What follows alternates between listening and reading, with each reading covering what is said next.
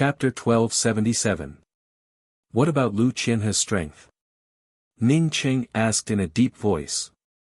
Even if they were both in the world creation realm, there would still be differences in strength.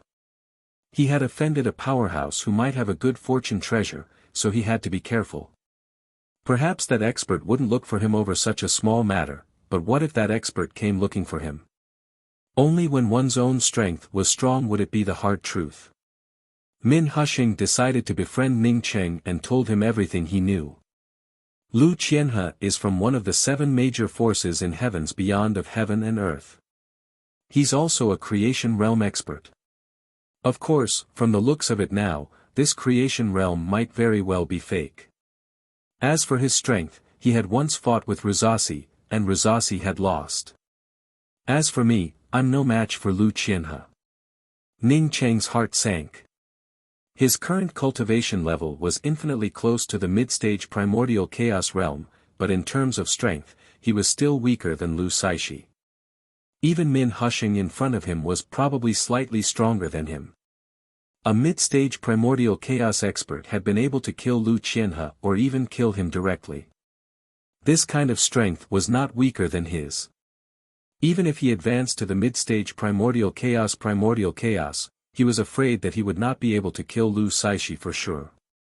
Defeating an expert like Rizasi and killing an expert like Rizasi were two completely different things. What is the cultivation of the sacred Dao sect leader Yi now? Since the young man he was teaching a lesson to was the descendant of such an expert, he had to be prepared. He should be a perfected primordial chaos expert, answered Min Husheng. Ning Cheng frowned slightly. Since you're a perfected primordial chaos cultivator, why don't you reach Dao integration? There shouldn't be any problems for such a powerful being to Dao integration, right? If he really did possess a creation treasure, it should be very easy for him to reach Dao integration. Min Husheng shook his head. My guess is that it's not that he can't fuse with the Dao, but he's unwilling to do so. However, Dao-friendly man thinks that he can't fuse with the Dao. Back then, we also gathered with him. He once pointed out that all the Dao integration sacred emperors in heavens beyond had integrated a fake Dao. The real Dao integration was to integrate one's own Dao instead of borrowing external forces. Although he did not say something, we all understand that the third step of the heavens beyond of heaven and earth is also a fake realm. This was not difficult to guess. Dao integration was fake, so it would be strange if he could really reach the third step. When Min Husheng said this, he sighed. Originally, we all thought that he was saying this on purpose to attack our Dao marks. After crossing the Jiaoliang mountain, having seen many scenes, and even feeling the axe line's killing intent that killed Dao monarch formless, I think that what he said should be the truth. Ning Cheng remained silent. In fact, he had thought about using the mysterious yellow bead to attain Dao unification. Later, with the improvement of his cultivation, he vaguely felt that the mysterious yellow bead was his own world. He could use the mysterious yellow bead to attain Dao unification and even reach the third step. However, this kind of Dao integration and the third step were not peak experts. This thought had always been vague, but now that Min Husheng said this, it made this vague thought a little clearer. Moreover, a trace of Ji Fengyu's primordial spirit had warned him that he would not be able to reach the third step, saying that his Dao heart was damaged. Even if he had the mysterious yellow bead, he would not be able to take the third step.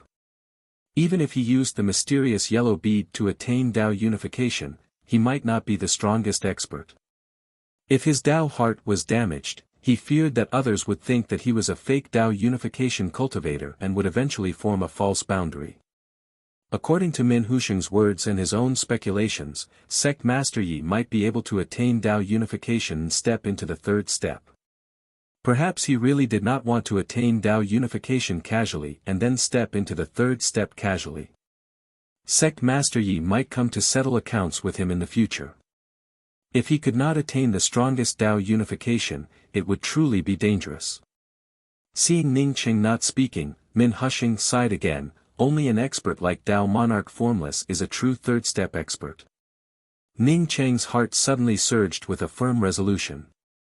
Since he had chosen to cultivate Tao, he had to prove the strongest Tao. He would never casually use external forces to attain Tao unification. Only when his heart truly wanted to attain Tao unification would he firmly not pursue Tao unification. Tao friend Min, I'm afraid that what you said is wrong.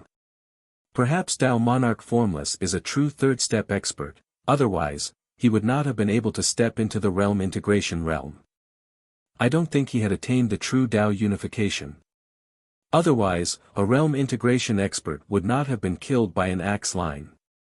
The one who blasted out that axe line was a true third step expert, Ning Qing said with a solemn tone. Min Husheng spoke up in doubt. According to Tao monarch formless message, Tao monarch formless death wasn't due to the axe line's killing intent. After Tao monarch formless was struck by the axe line's killing intent, someone plotted against him. Ning Qing did not think that Tao monarch formless had died from a ploy. Therefore, he did not intend to discuss this matter with Min Husheng. Instead, he took out a jade box and raised his hand to send out a gentle force that sent all the cracked bones of Tao monarch formless into the jade box. Only then did he seal the jade box. I obtained a cultivation method left behind by Tao monarch formless, so it's only right for me to clean up after him. By the way, Tao friend Min, do you know the names of the realm integration Tao monarchs of the 5 great realms, apart from Tao monarch formless? Ning Qing asked while raising his hand to send out a spirit essence blade light. He intended to bury Tao monarch formless in place. Min Husheng pondered for a moment before replying, I know that the Tao monarch of the grand essence realm is called Tao monarch earth, while the Tao monarch of the grand beginning realm is called Tao monarch longevity sky. I don't know much about the others. With a boom, Ning Qing directly split open a crack in the room and sent Tao monarch formless remains into it. Then, he raised his hand to close the crack. He remembered Yin Xingwen, who was the realm lord of the Grand Change realm. Thinking that the Grand Change realm was the place where Tao monarch formless merged, Ning Qing shook his head. Yin Xingwen, the realm lord, was too insignificant. The Grand Change realm's laws were complete, but it was only relative to the third step. Tao unification could be achieved in the Grand Change realm, but to reach the third step here, there was only one word to describe it, difficult. Tao charm writings. Min Husheng exclaimed softly. When Ning Qing closed the crack on Tao monarch formless remains, a row of illusory Tao charm writings suddenly appeared above the crack. At the beginning of the primordial chaos, the vast universe was formed, and countless powerhouses were born. So what if you reached the third step? The number of powerhouses in the vast universe could be counted on one hand, and the rest were all ants. Xiao Wen, thought that I, Tao monarch formless, could not compare to someone's axe line. As the writing slowly faded, Ning Qing and Min Husheng didn't want to speak anymore. Min Husheng didn't speak because he felt a sense of frustration in his heart. Even a true third-step powerhouse like Tao monarch formless, who was also a realm monarch, considered himself an ant. Then what was he, Min Husheng? He was probably not even as good as an ant. Ning Qing didn't speak because he thought that there were probably 5 people with good fortune treasures, and he was one of them. No matter how strong he was, there were still 4 people as strong as him in the world. Fortunately, the good fortune indestructible axe had shattered, so there should only be 3 people left. Ning Qing then thought of the altar of forefathers' library. Since someone used the altar of forefathers' library to absorb and fuse the fragments of the indestructible axe from the vast universe, would someone else do the same? Just because the altar of forefathers' library couldn't succeed didn't mean that others couldn't succeed. In the vast universe, anything was possible. Thinking of this, Ning Qing couldn't stay any longer. He had to detoxify the poison as soon as possible and find a way to reach Tao unification as soon as possible. As for repairing the Grand Essence realm, he would have to wait until his strength could compare to Tao Monarch formless. If he managed to repair the Grand Tao Monarch, he would die. Tao friend Min, I'll see you later. Ning Qing decided to leave and naturally didn't want to waste any time. Min Husheng spoke up absent-mindedly, "Okay, see you later." He wanted to make friends with Ning Cheng, but now he realized that he wasn't even as good as an ant. Feeling lost, he even forgot to invite Ning Cheng to his residence. As soon as Ning Cheng came out, he immediately brought out the starry sky wheel and rushed out of the Jiaoliang Sea as fast as he could. All the cultivators who crossed the Jiaoliang mountain thought that the Jiaoliang Sea was the least dangerous. Although Ning Cheng thought that the Jiaoliang Sea wasn't as safe as it seemed on the surface, he didn't encounter any danger in the Jiaoliang Sea. Not only did he not encounter any danger, but he also easily obtained the illusory sea crossing crystal. Boom! Just as Ning Cheng was about to rush out of the Jiaoliang Sea, a Dao charm killing intent tore through the sky and slammed down towards Ning Cheng. The surging Dao charm felt like the sky had suddenly shattered. The seawater that had been taken away from the Jiaoliang Sea suddenly poured down and tore through the entire space. This terrifying killing intent felt familiar. Ning Cheng immediately realized that it was the same as the axe-line killing intent he felt in the house where Dao Monarch Formless fell. It's just that this axe-line killing intent was more than 10,000 times stronger than the one left in Dao Monarch Formless house. Under this terrifying axe-line killing intent, Ning Cheng found it hard to even breathe. He wanted to bring out the good fortune divine spear to block this killing intent that tore through the sky. But the space around him was dominated by the killing power of this axe line. At this moment, he could only wait for death. Gotcha! The killing intent hadn't even fallen when Ning Cheng's starry sky wheel's restrictions shattered under the suppression of this terrifying killing intent. Space shattered, time disappeared, laws collapsed, and Dao charm dissipated. The only thing that shrouded Ning Cheng was death. It was a will that made people surrender even before death. Under this powerful killing intent of death, anyone could only feel their own insignificance. Anyone could see their own death in the next moment.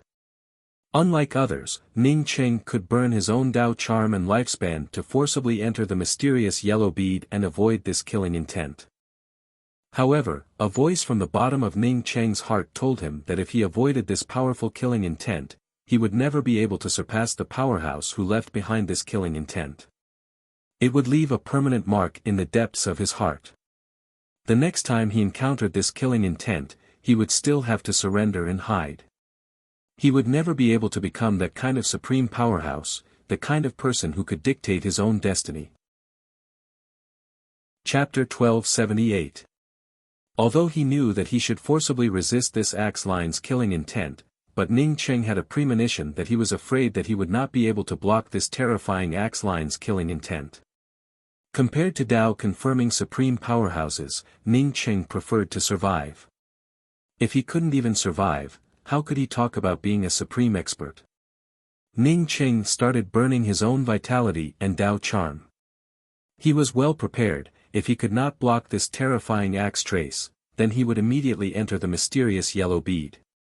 Crack! Ning Cheng's domain directly turned into nothingness under this trace. No, this axe line's killing intent was far beyond his understanding. At the same time that his domain broke apart, Ning Cheng knew that he would not be able to block it. Entering the mysterious yellow bead, this was the only thought in Ning Cheng's mind. But then he discovered that even if he burned his life essence, he would not be able to move even a little bit. All the surrounding space was completely shackled by the axe line's killing intent, as it turned into a complete imprisonment space.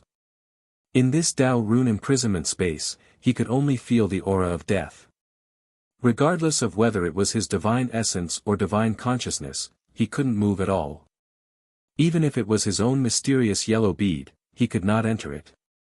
This axe line's killing intent was too sudden. Whether it was the everlasting Blue Thunder City or any other magical weapon, none of them were able to bring it out. The disparity in strength was simply too great. The axe line's Dao charm's killing intent slammed into Ning Cheng's body without any hindrance. Ning Cheng's heart sank as he recalled the fallen invisible Dao monarch. Was he going to suffer the same fate as the invisible Dao monarch? Even an expert like invisible Dao monarch was unable to block the axe line's killing intent, so how could he, a primordial chaos holy emperor, block it. When this invisible axe-line killing intent broke through Ning Cheng's domain, and penetrated into Ning Cheng's body, Ning Cheng immediately felt an unstoppable aura of death. The majestic Dao charm aura permeated into Ning Cheng's body, and Ning Cheng's imprisoned body felt a vast, tyrannical killing intent from ancient times. It was a supreme will. Under such a will, all obstacles could only be reduced to ashes and disappear. The great Tao of heaven and earth, the source of the universe, all of the aura of the laws was reflected in this axe line's killing intent, which was extremely incisive. This killing intent brought with it an aura of death, and Ning Cheng unexpectedly felt that it was filled with life force. However, this life force was not for him, but for the powerhouse who had sent out this axe line filled with killing intent. As this killing intent seeped into Ning Cheng's body, even Ning Cheng's powerful body-forging corporeal body withered in an instant. What a powerful heaven and earth Tao law! So this is the spiritual technique of a real powerhouse. Ning Cheng muttered to himself. He knew that he was about to die. He was well aware that he could not be like invisible Tao monarch. Facing such a terrifying axe-line killing intent, he could still persist. At this moment, he actually calmed down. He had nowhere to hide and could only take it head-on. From leaving Earth, to the graceful star mainland, to the vast starry sky, and then to the primal chaos void universe flashed in Ning Cheng's mind. Family, friends, lovers, great Tao, survival, pursuit, qi. Another soft sound rang out in Ning Cheng's consciousness, and Ning Cheng's body suddenly felt light. At this moment, he could no longer feel the Saha adversity poison. Under the inexhaustible and majestic axe-line killing intent, the salvation distress poison was directly turned into nothingness. The moment the salvation distress poison turned into nothingness, Ning Cheng understood in his heart that the ultimate end of death was not death, but life. There was no such thing as the 10 great poisons in the primal chaos universe. The reason why they existed was because they did not surpass the laws of the universe. Once the laws of the universe were surpassed, any poison would just turn into an illusion. The axe-line killing intent that fell on his body was only a remnant mark, but it was because this axe-line killing intent surpassed the laws of the universe. Therefore, when this killing intent penetrated his body, the salvation distress poison directly turned into nothingness. Ning Cheng felt a little self-deprecating in his heart. He had just found the antidote to the salvation distress poison and was preparing to refine a Tao detoxification pill. He did not expect that this axe-line killing intent would so easily detoxify the poison in his body. Unfortunately, although this killing intent eliminated the salvation distress poison in his body, it would not leave him alive. While Ning Cheng was enlightened, boom, the aura of the heaven and earth Tao charm merged into Ning Cheng's great Tao. The shattered aura of the Tao charm once again condensed around Ning Cheng's body. Even if Ning Cheng was imprisoned, at this moment, he could feel his strength rising, and his great Tao becoming more solid. Middle stage primordial chaos. Ning Cheng took in a deep breath. This was the first time he felt that he had reached the middle stage primordial chaos realm so easily. However, the powerful axe-line killing intent still tore at his body. Even if he advanced to the middle stage primordial chaos realm, it could not change his fate of being killed by this horrifying axe-line killing intent. Perhaps one could die without regrets in the evening after hearing the Tao in the morning. Ning Cheng took in a deep breath and simply did not think about anything. Compared to ordinary people, he did not have a short life. So what if he obtained the mysterious yellow bead? He was not the only one who died after obtaining the mysterious yellow bead. He was not the first to obtain the mysterious yellow bead, nor would he necessarily be the last. The starry sky wheel had already fallen into the Jiaoliang Sea. Ning Cheng stood on the starry sky wheel with his eyes closed, just like a stone statue. After he advanced to the middle stage primordial chaos realm, the traces of the Tao charm that had solidified once again dissipated and disappeared due to the killing intent. Ning Cheng did not move. He could clearly feel his bones gradually being eroded by the axe-line killing intent. Perhaps after a period of time, he would end up like that Tao monarch formless. No, after Tao monarch formless fell, he would only leave behind a pile of ashes. But after he fell, he feared that apart from the mysterious yellow bead, he would not leave anything behind. Boom! Ning Cheng's entire sea of consciousness trembled.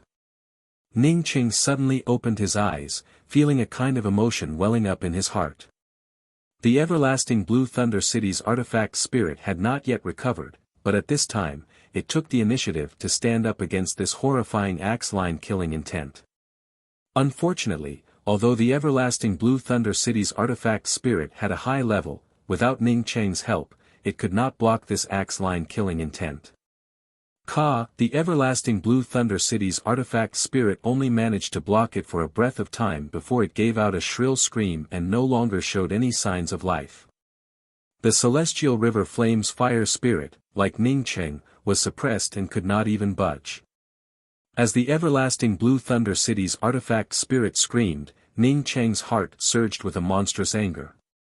He had just found the everlasting Blue Thunder City's artifact spirit and had not yet fully recovered, when this axe-line killing intent blasted it to the point of death. Moreover, it was for him. The angry and violent will caused Ning Cheng to burn his longevity and Tao charm at a crazy speed. The next moment, Ning Cheng unexpectedly stretched out his spiritual consciousness. After stretching out his spiritual consciousness, Ning Cheng did not immediately hide in the mysterious yellow bead. Instead, he crazily brought out the good fortune divine spear and shot out a spear. Boom boom boom. The good fortune divine spear's spear intent exploded on top of the axe-line killing intent, causing the violent heavenly Tao laws to explode. A crack appeared in the middle of the axe-line killing intent. Ning Cheng took a step out of the crack, causing the axe-line killing intent to lose its target and explode on the seabed of the Jiaoliang seabed. A horrifying deep ravine appeared on the seabed of the Jiaoliang seabed, surrounded by the axe-line killing intent. The gray-haired Ning Cheng tightly grasped the good fortune divine spear and stood in the void outside the deep ravine surrounded by the killing intent. He looked up at the void and spoke word by word, "If I, Ning Cheng, do not die, I will pay you back double in the future." This axe-line killing intent definitely did not descend by chance. Ning Cheng was sure that anyone who entered the Jiaoliang Sea would have to bear this axe-line killing intent if they wanted to come out of the Jiaoliang Sea. In other words, once you entered this place, you would never be able to get out. How could Ning Cheng believe that such a method was not artificially arranged? Ning Cheng did not turn back. He was currently far from being an opponent of this axe-line killing intent. The anger and burning from a moment ago had almost drained his life force. Although he managed to break free from this axe-line and was killed on the spot, he was just like invisible Tao monarch. He could only find a place to wait for death. The terrifying axe-line killing intent within his body, not to mention that he was only at the middle stage primordial chaos, even if he advanced to the third step, it would not be easy to get rid of it. If it were so easy to get rid of it, then invisible Tao monarch would not have fallen in the Northern Prince mansion. Because Ning Cheng managed to block this majestic axe-line killing intent, the starry sky will only manage to break the restriction. Ning Cheng brought out the starry sky wheel and quickly flew away from the Jiaoliang Sea. Under this axe-line killing intent that could devour the heavens and split the earth, although he did not die directly, it was not much different from dying. The exhaustion of one's life force was not something that could be made up for by relying on Tao pills. He could no longer go to the mysterious yellow heavens beyond. Now, he had to rush back to the Grand Essence realm in the shortest time possible and tell Luofei and the others about this matter. Then, he had to find a place to find a chance of survival. 2 years later, Ning Cheng stopped in a void far away from the Jiaoliang mountain. He knew this place. It used to be a planet with countless fallen trees on it. These fallen trees formed a temple, which people eventually called Falling Wood Temple. In this place, he saved Tian Muan and the blue-robed girl. In this place, he obtained the last half of the mysterious yellow bead, the wood origin bead. Now, the falling wood temple no longer existed, only an empty void. Ning Cheng sighed slightly. It wasn't that he didn't want to continue, but he couldn't return to the Grand Essence realm. Under the powerful axe line killing intent, holding on for 2 years was already his limit. If not for the true essence of the universe, he might not have been able to hold on for 2 years. Just when Ning Cheng was about to call an E and a Pli out and let them return to the Grand Essence realm, a void airship quickly flew over. You. The people on the void airship shifted their gaze from the starry sky wheel to Ning Cheng and exclaimed in surprise. Apparently, they recognized Ning Cheng. Ao Kan, why are you still here? Ning Cheng also felt surprised. Although Ao Kan had snatched the auction, Ning Cheng still appreciated his character. Because of this, he saved Ao Kan's life. You're my big brother. Ao Kan blurted out, with shock and disbelief in his tone. Ning Cheng was his big brother, and he had seen Ning Cheng's strength with his own eyes. But at this time, Ning Cheng's life force had dissipated. How was this possible? Ning Cheng sighed and didn't ask about Ao Kan. Instead, he said, Brother Ao, something happened to me. I have 2 friends with me, and I want you to help me take them to the Grand Essence Mountain in the Grand Essence Realm.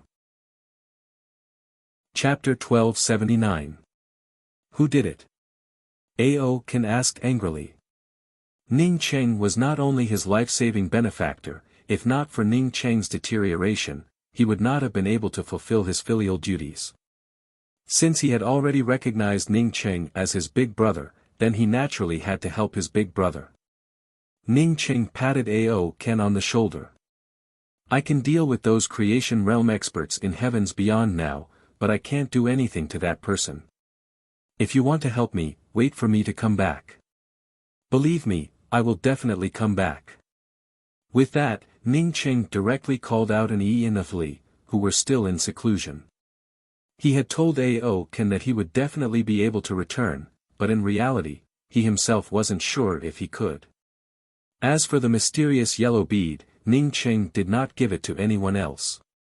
If he fell, and the mysterious yellow bead was handed over to an E or the people around him, it would only be harming them. Big brother Ning, your vitality. An E came out and stared at Ning Cheng, her face was filled with disbelief. With her strength, she could naturally see that Ning Cheng's life force was fading away. Li also covered her mouth in disbelief as she looked at the decline of Ning City. Master, what's going on? Ning Cheng said to the 2 people, don't worry about me, I have a way to save myself. This is Ao Kan. Follow Ao Kan back to the Grand Essence Mountain for secluded cultivation. That place is my territory. One day, I will come back for you. When you go back and see Luofei and Ruolin, don't tell them about my situation. Otherwise, they will worry about me and it will be detrimental to their cultivation. Only Ning Cheng knew in his heart that the dissipation of his life force was just a superficial phenomenon. His life force was something that he had burned out on his own. Even if he was currently full of vitality, he would still be slowly ground to death by the axe line's killing intent. What really wanted to kill him was not the dissipation of his vitality, but the axe line's killing intent. Yes, big brother Ning, you will certainly be fine. Annie quickly calmed down, she was very clear about Ning Cheng's abilities. The dissipation of vitality was not a big deal for Ning Cheng. Big brother, I will send them to the Grand Su Mountain to find you. Ao Kan immediately said. Ning Cheng waved his hand, you don't have to come to me. Just stay in the Grand Essence Mountain and protect it. When I'm better, I'll come back on my own. Ning Cheng didn't worry about the safety of the Grand Essence Mountain. The Grand Essence Mountain had too many powerhouses. Plus, with Ao Kan there, it would definitely become the most powerful place in the Grand Essence realm. What's more, Li Feng was very supportive of him. Watching Ao Kan leave with an E and a Li, Ning Cheng controlled the starry sky wheel to change directions and entered the endless void. The erosion of the axe line's killing intent was getting stronger and stronger, to the point that Ning Cheng almost fell into unconsciousness. A month later, Ning Cheng controlled the starry sky wheel to land on an uninhabited planet. The axe line's killing intent within his body was becoming more and more difficult to control. If he continued on like this, then perhaps he might even end up in the void. After putting away the starry sky wheel, Ning Cheng took out a ring and put some low-level and commonly used items into the ring. After putting the ring on his finger, his entire body penetrated into the planet. The reason why Ning Cheng did this was that he still had one last hope, the recalling Bodhi seed. Ning Cheng had never used this Bodhi seed. The life essence under the perpetual moon abyss had said that his Tao heart had a scar. Looking back at the Bodhi seed, it could help him find the third step. Now, he hadn't even reached the Tao unification realm, yet that axe line's killing intent had blasted into his Tao sense. Ning Cheng vaguely felt that this recalling Bodhi seed could help him. But because he had never tried it before, he wasn't sure about it. Therefore, he came to the void alone. If he really died, Luofei and Rulan wouldn't know about it. If they saw him die with their own eyes, it would definitely affect their Tao hearts. Ning Cheng took out the recalling Bodhi seed and placed it in his hand. It looked gray and didn't give off any aura of Tao charm or any trace of laws. Ning Cheng had only heard about the recalling Bodhi seed from the mouth of the life essence. Even if he had read about the universe vegetation before, he couldn't find any information about the recalling Bodhi seed. Although he held this Bodhi seed in his hand, Ning Cheng didn't know how to use it. Even his spiritual consciousness couldn't penetrate this Bodhi seed, so Ning Cheng guessed that it wasn't for consumption. He even suspected that the life essence who traded the recalling Bodhi seed to him would use this thing. Ning Cheng could only hold the Bodhi seed tightly and use his own will to feel it. In the beginning, Ning Cheng still wanted to force his thoughts into the recalling Bodhi seed. But soon, Ning Cheng completely lost himself in the recalling Bodhi seed. It turned into a faint gray ripple-like halo around him, and this gray ripple-like halo completely covered Ning Cheng. Strands of life aura and grand Tao aura started to revolve around Ning Cheng's body, causing Ning Cheng to feel the terrifying majestic axe line killing intent within his body to gradually turn illusory, before being stripped away by the Tao charm of the life aura and thrown into the void.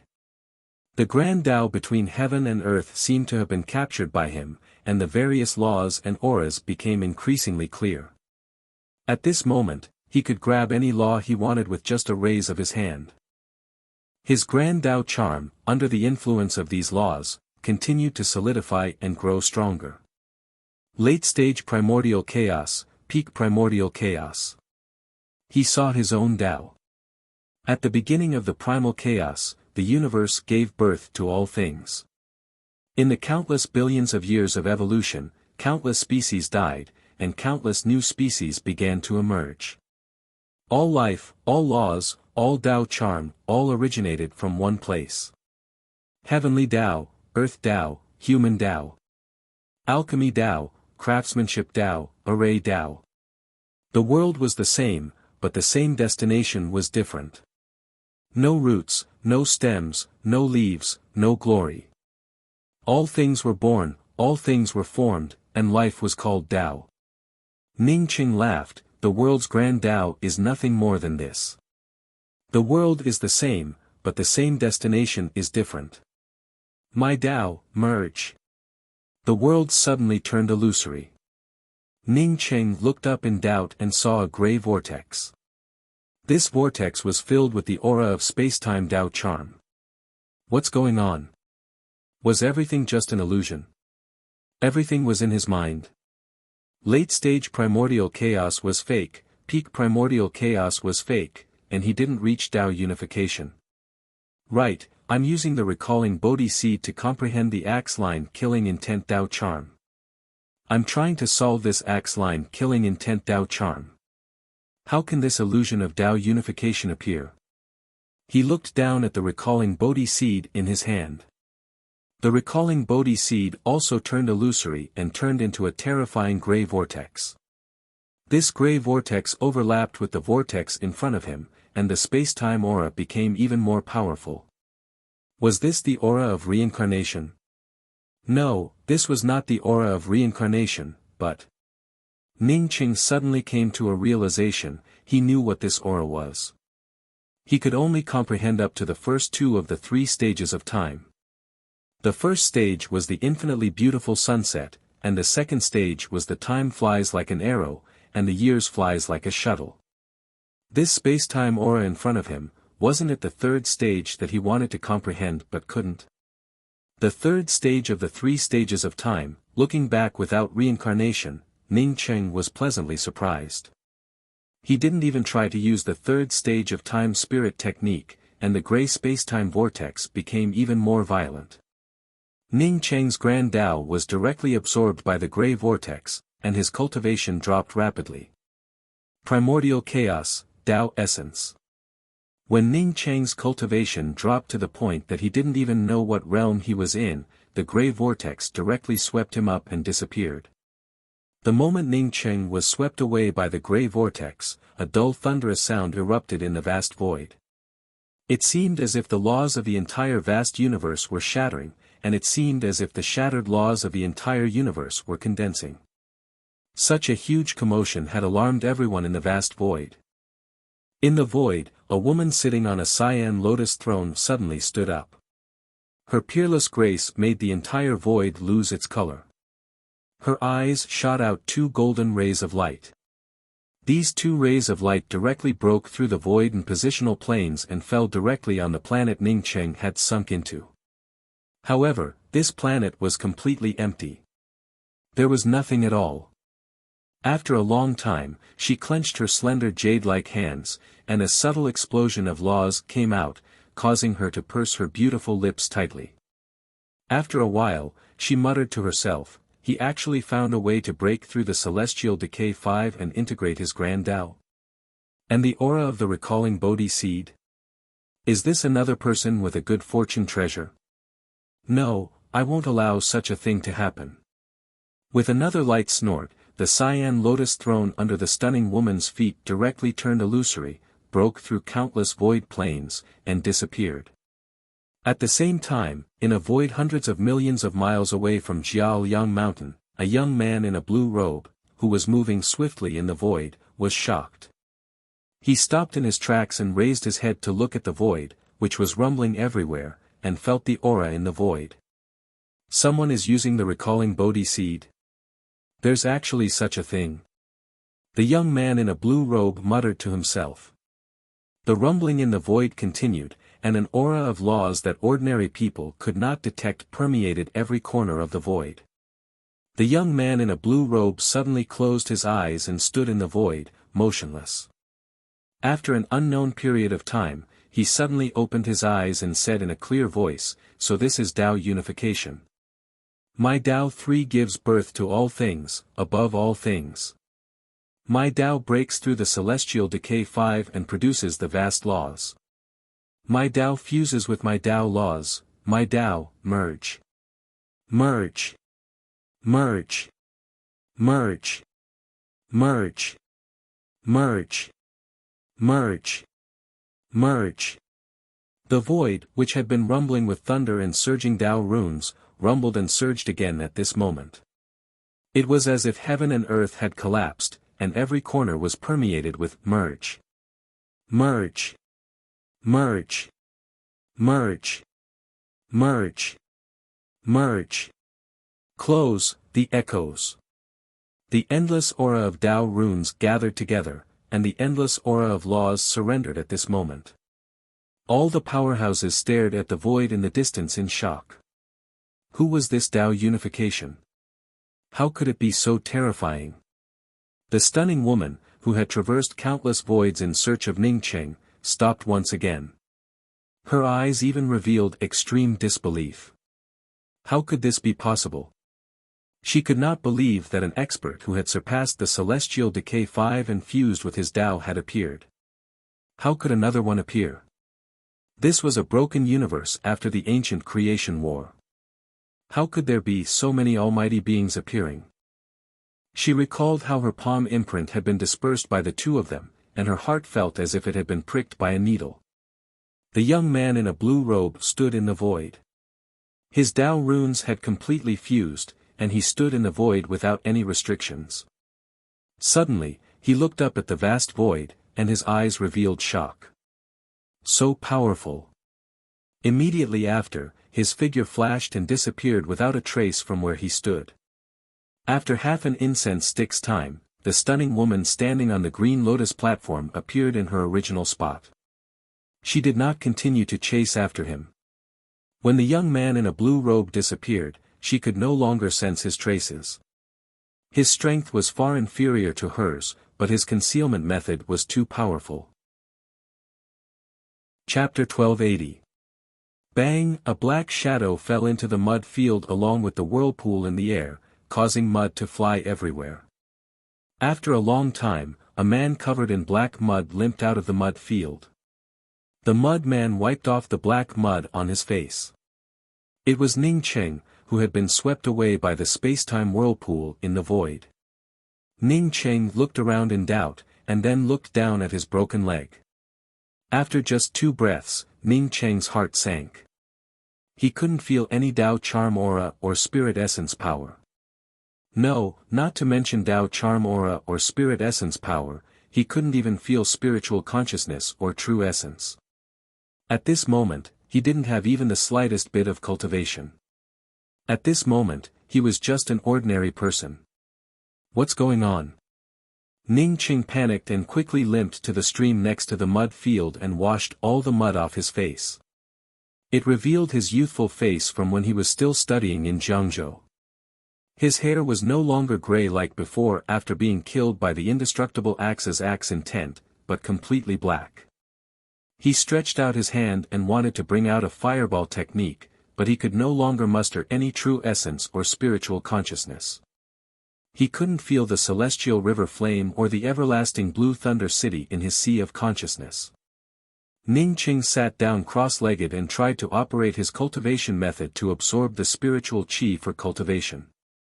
But it didn't work. He couldn't cultivate. After an hour or two, Ning Cheng stood up in disappointment. He didn't understand what had happened to him. The recalling Bodhi seed had indeed removed the indestructible axe's axe line's killing intent. At the same time, his Tao charm and cultivation had also been removed. At this moment, he returned to his most ordinary state. The essence spirit left behind by Ji Fengyu had said that his Tao heart had a scar, and that the recalling Bodhi seed could help him comprehend the 3rd step. He used the recalling Bodhi seed, and although he didn't feel the 3rd step, he did feel the aura of Tao integration. He felt the late-stage primordial chaos, peak primordial chaos, and even felt that he had reached Tao integration. Although it was illusory, he did feel it. Did the recalling Bodhi seed let him feel the illusory Tao integration? No, the recalling Bodhi seed must be a heaven-defying treasure. Otherwise, how could it let him remove the indestructible axe's killing intent and even send him to such an ordinary place? Most likely, the life essence of the perpetual moon abyss did not realize the true value of the recalling Bodhi seed. Since the turning back Bodhi seed had sent him to this place, there must be a reason for it. Otherwise, there would be no need to call it the returning Bodhi seed. It would be better to just call it the escape talisman. Ning Cheng no longer entangled himself in the fact that he had become an ordinary person. Originally, he was already a dead man, but with the help of the recalling Bodhi seed, what else was there to entangle himself with? Although he couldn't cultivate, had no cultivation realm, and couldn't feel the spirit qi and the laws of heaven and earth here. Ning Cheng also had a vague premonition that he had arrived at a place that could not be any more ordinary. This place was even as low-level as Earth, with no true cultivation, only low-level technology. After thoroughly cleaning himself, Ning Cheng found a branch, and limped away from the place where he had fallen. No matter what, he had to find out where he was. The surroundings of the mud field were empty and even somewhat desolate. It was reasonable to say that there should be a village next to the mud fields, but in fact, Ning Cheng walked for another hour, and not only did he not see a village, he did not even see a shadow of a person. Seeing that the sun was about to set, Ning Qing decided to first find a place to settle down. With his current strength as an ordinary person, walking in this strange place was not a good thing. At this time, the breeze brought along a clamorous sound. Ning Qing thought that he had heard wrong, and deliberately stopped to listen carefully, but it was still the same noise. Ning Qing quickly walked in the direction of the noise, and after climbing over a small hill, he finally saw it clearly. In front of him was a huge basin, and in the center of this basin, there were almost tens of thousands of people gathered. The sun had not yet set, but the center of the basin had already been lit with countless torches. In the middle of the crowd, there was a black pillar, and a long-haired girl was tied to the pillar. Although it was quite far away, and he could not see the girl's appearance, Ning Qing could see from the girl's figure and the vague shape of her face that she should be a very beautiful girl. The girl's clothes were very beautiful, and she wore a variety of jewelry on her head. Ning Qing frowned slightly. Why was she tied up? Then his eyes fell on the dry firewood under the pillar. At this moment, Ning Qing understood, but before he could think about why, a man holding a torch threw the torch into the pile of dry firewood. The flame immediately rolled up, completely wrapping the girl in it. At the same time as the flame rolled up, the people around her began to cheer and sing. Ning Qing clenched his fists, feeling a bit sullen in his heart. He did not know what kind of mistake this girl had committed, to be burned alive, and yet there were still countless people cheering and singing. A man wearing a gray robe walked up to the high platform behind the flame at this time, and sang in a sharp voice, "Great Emperor Zhu Ming, we use Tia's purest blood and soul to pay tribute to our emperor. May our fate be the same as the emperor, may our souls always sincerely prostrate at the feet of the emperor." Everyone in the basin knelt down under this kind of chanting, and at the same time repeated this sharp voice from their mouths. Ning Qing clenched his fists in anger. He thought that the girl had made some kind of mistake. This was the same as using a pure body to suppress an emperor in the underground abyss of the Grand Change realm. Using the blood and soul of a girl to pay tribute to an emperor. Ning Qing knew this kind of thing too well. Although he couldn't see it, he knew that countless power of hope had gathered in one place during this ritual. At this time, if Ning Qing still had his cultivation, he would have wanted to roll up the flame and turn everyone in the basin into flying ash. The Blue True Hope tribe was the most enthusiastic about collecting power of hope. This tribe also provided powerful power of hope to the Hope tribe's king through this kind of prayer. Ning Qing didn't know if this Emperor Zhu Ming was the essence spirit of the Blue True Hope tribe that escaped. Ning Qing also knew that the Blue True Hope tribe cultivated an extraordinary cultivation method. It was a branch of the fate spirit technique, the fate of predestined wishes. Therefore, Emperor Zhu Ming was most likely a member of the Blue True Hope tribe. As the ritual continued, Ning Qing quietly sneaked down the hillside and mixed into the crowd. Among the tens of thousands of people offering sacrifices, no one cared about Ning Qing's presence. After a few hours, when the sky started to turn slightly bright, the ritual finally ended. The crowd began to disperse slowly, and Ning Qing, who had long since grown impatient, followed behind the crowd. Originally, Ning Qing planned to find the barbaric place where these people lived and then wait for an opportunity on the periphery to find someone to ask where this place was. But when Ning Qing saw a towering city, he realized that he had guessed wrong. The words Jiangsha City were written on top of the giant city. The city gate was tall, and several guards stood guard at the gate. At this time, the sky was completely bright, and countless people were coming in and out of the city gate. How was this a barbaric village? This was a bustling city. Ning Qing followed the believers who had returned from offering sacrifices to Emperor Zhu Ming to the city gate. But when he arrived, Ning Qing found that the people coming in and out of the city stepped aside and took the initiative to let the believers who had returned from the ritual enter the city first. Even the two guards bowed their heads and showed a respectful look. Ning Qing had experienced the vicissitudes of life and had experienced too many things in the vast universe. Such a scene made him understand that Jiangsha City wasn't just filled with Emperor Zhu Ming's believers. However, these believers were a huge force in Jiangsha City, a force that even the city master feared. Otherwise, such a scene would not have appeared in front of him. Ning Qing followed behind these believers, and entered the Jiangsha city without any danger. Although Ning Qing had lost his cultivation, he still had his sixth intuition. With his powerful intuition, the moment he entered Jiangsha city, he immediately felt a few hate-filled gazes sweeping over him. Ning Qing understood in his heart that these believers of Emperor Zhu Ming were not welcomed here. The streets of Jiangsha city were very spacious, with many shops lining both sides of the street.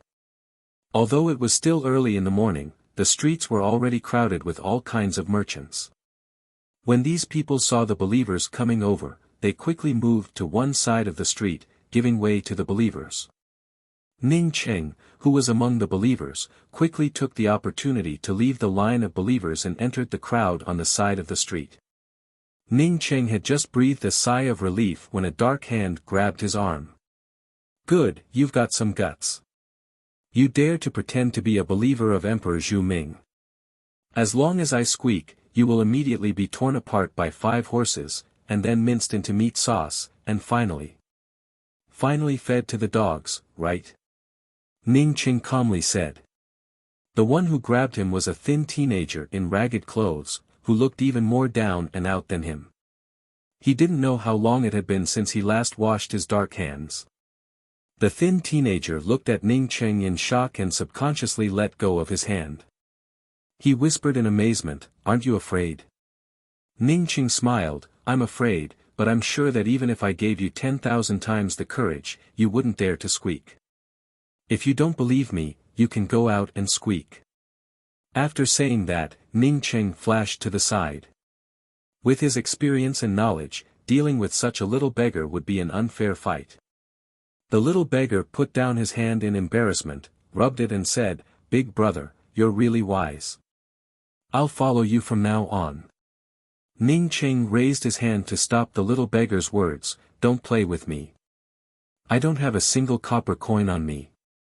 If you want to follow me to eat and drink, then forget it. I'm hungry right now, and I'm looking for someone to treat me to a meal." The little beggar smiled, "Big brother, this little brother really admires you for daring to sneak into Emperor Zhu Ming's believers. This little brother will take you to eat something delicious."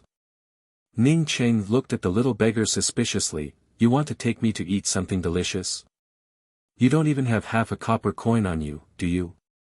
We're going to the Yu clan. The Yu clan is holding a big celebration these days, and the banquet is on the street.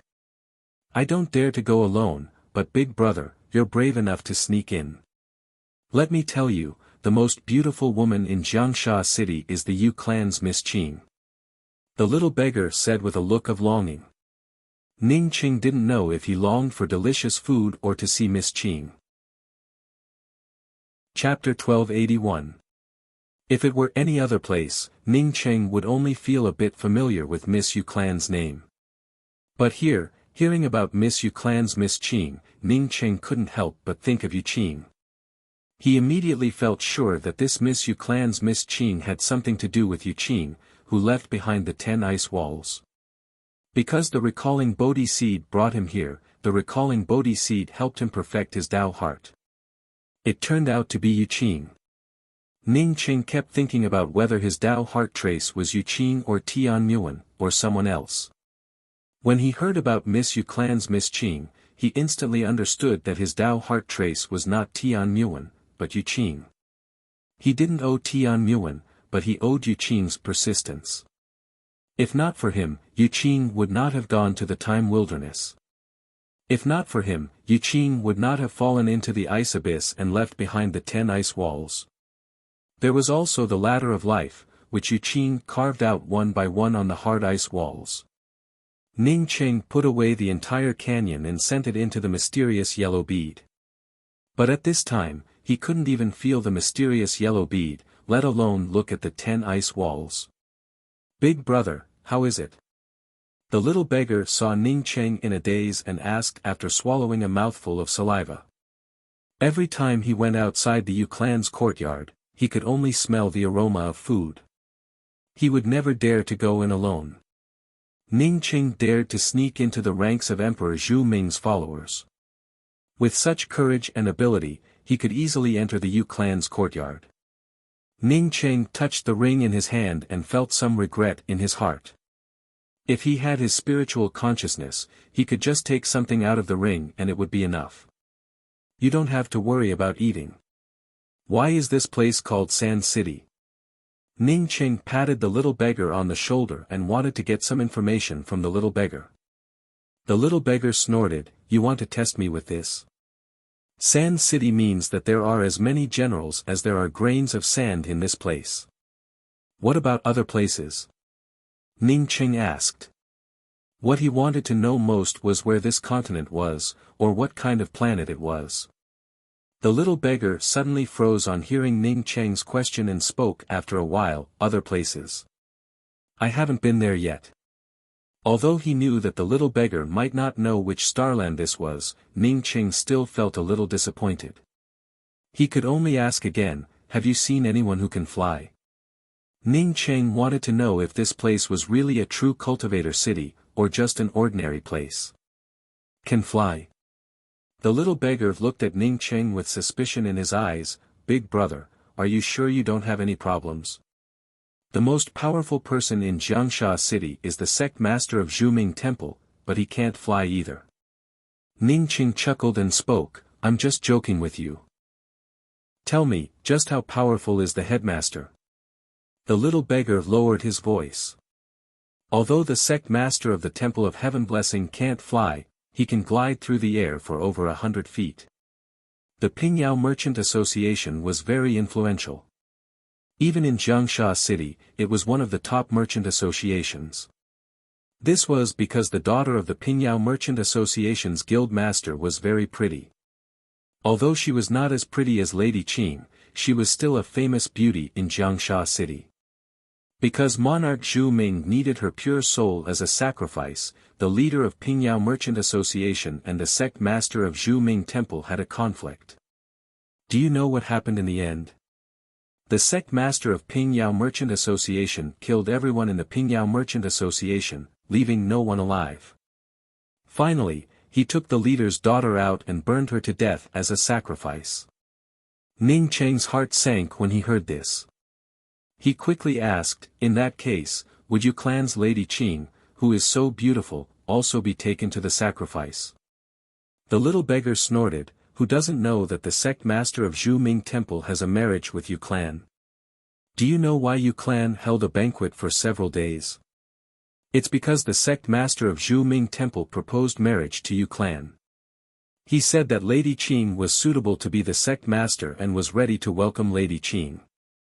I heard that Jiangsha City's city lord came forward to propose marriage. With such a relationship, who would dare to touch Lady Qing?" When Ning Qing heard these words, he immediately clenched his fists tightly. "Come on, let's go to Yu clan and have a look," Ning Qing said without hesitation. If Yu Qing had really reincarnated, he would let the sect master of Zhu Ming Temple have a taste of being burned alive. "Big brother, is your leg okay?" The little beggar saw Ning Qing walking with a slight limp and asked carefully. These words were like cold water poured over Ning Qing's head, and he sat down dispiritedly. He was no longer a primordial chaos expert who could kill Dao integration experts, but a legless person who had lost all his cultivation. Given his current strength, how could he turn that sect master into ashes? The little beggar saw Ning Qing's disappointment and quickly said, "Big brother, why don't you go to my place and rest? Anyway, Yu clan's banquet will be held for many days. You still have a place to live." Ning Qing looked at the little beggar in confusion. This guy was obviously a street beggar. Jiangsha City was not a small city at first glance. In this place, even if there was a dog shed to live in, it would still be a fortune. The little beggar smiled proudly. "Big brother, don't underestimate me. Not only do I have a place to live, but I also live by the Qin River. If you follow me, you will know that I'm not lying." Ning Qing followed the little beggar through a few streets and gradually sensed the aura of water vapor. Soon, the two of them came to a Qingshui river with willows on both sides. There was a spacious official road by the river, and all kinds of green plants were planted on both sides of the official road. When the breeze blew, it was indeed relaxing and relaxing. On the spacious Qingshui river, some pleasure boats were constantly shuttling back and forth, and all kinds of decadent sounds could be heard. It seemed particularly leisurely. You actually live in this place? Ning Cheng looked at the commercial buildings and residences by the riverside in amazement. He wondered if the little beggar was the kind of second generation who played with the poor. Of course. The little beggar said proudly. Then, he quickly turned into a willow forest by the river and quickly drilled into it. Ning Cheng followed the little beggar in confusion. After passing through a section of porcelain pipes used as gutters, they came under a bridge. When they reached this place, Ning Cheng completely understood why the little beggar lived by the Qin River. This guy lived under the bridge. What do you think, big brother? This place is not bad, right? The scenery is first class, and you can also feel the breeze of the Qin River. The only drawback is that it's too cold in winter. The little beggar proudly drilled into a pile of broken quilts and sat down. Ning Cheng shook his head. How could it be too cold in winter? In this place, no one would die in winter. It was already a great fortune. Big brother, you rest. I'll help you get something to eat. Although there is nothing delicious in this place, I can still get some ordinary things. The little beggar finished, and without waiting for Ning Cheng to speak, he drilled out again. Ning Cheng ignored the little beggar. He found a chipped kitchen knife next to the little beggar's broken quilt. He cut off the branch that he had brought back and connected his broken leg by feeling it. Then, he tied it with 2 branches to fix it. After doing this, Ning Cheng sighed in his heart. He was a middle-stage primordial chaos holy emperor, and even had a good fortune treasure. Now, he had to use 2 branches to fix his broken leg. There was nothing more ironic than this. He had to thank the life essence of the perpetual moon abyss.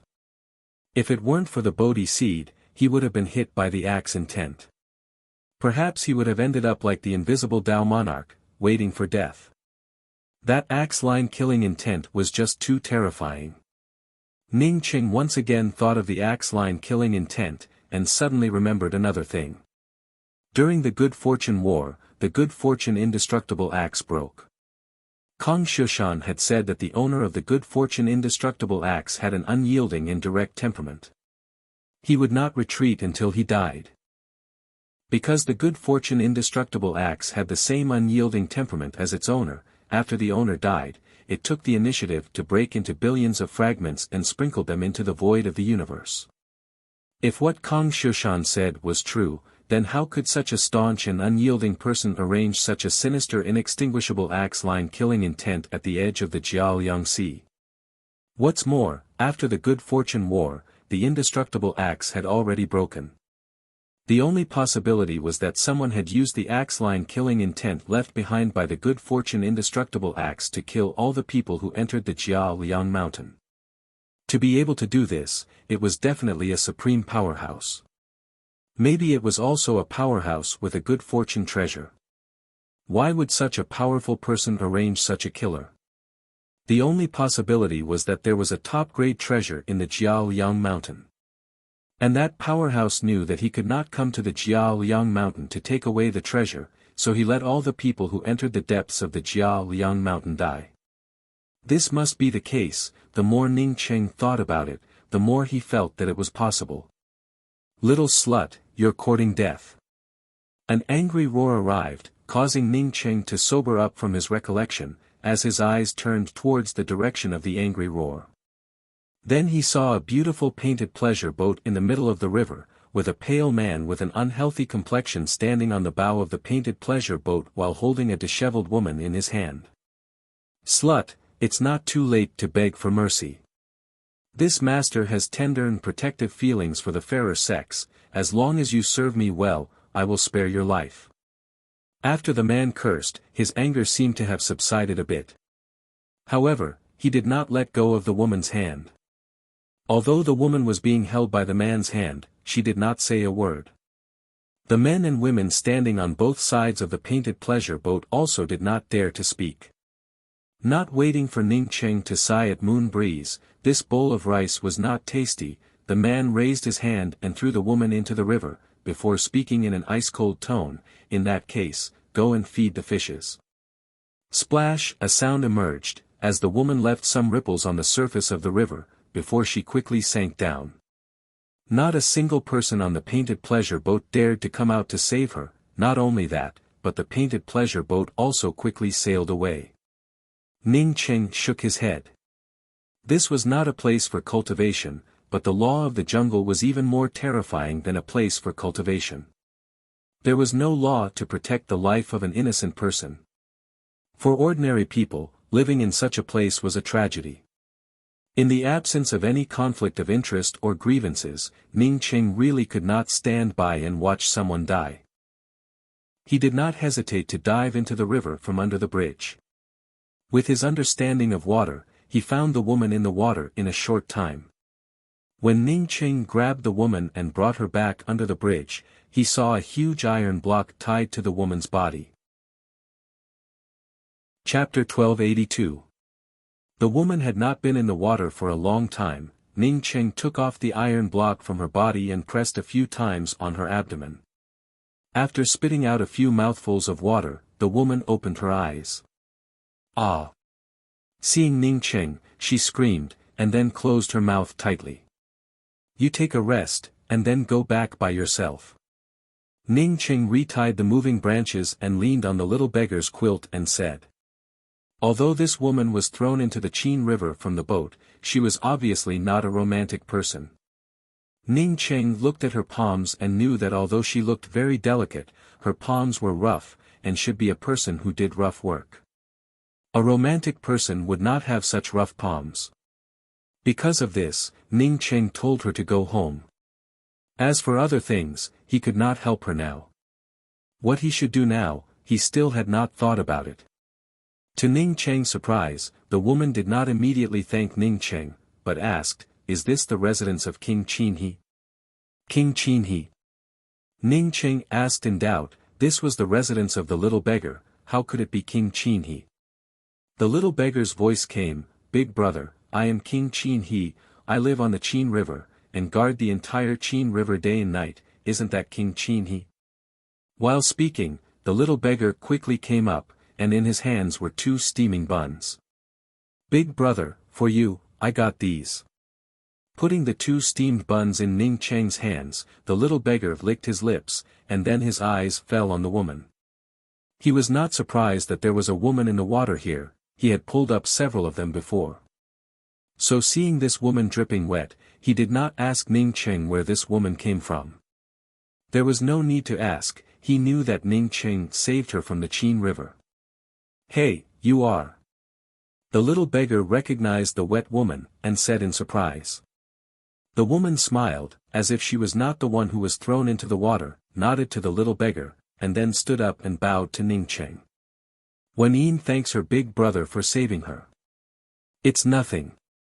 Ning Cheng waved his hand. "Little beggar, do you know her?" "Of course, she saved me once. Every time I steal steamed buns from Ji Bo, I always succeed. Only once, I was too careless and was seen by Ji Bo's sister when Yin took out a copper coin and said that she bought it. Big brother, although Ji Bo is careless, he's very strong. If he catches me stealing his steamed buns, I'll be dead." The beggar still had lingering fears. "You said that you often go to Ji Bo's steamed buns, and have not been discovered?" Ning Cheng asked in doubt. The beggar puffed out his chest. "Of course. Who do you think I am? I'm King Chin He. I'm very agile."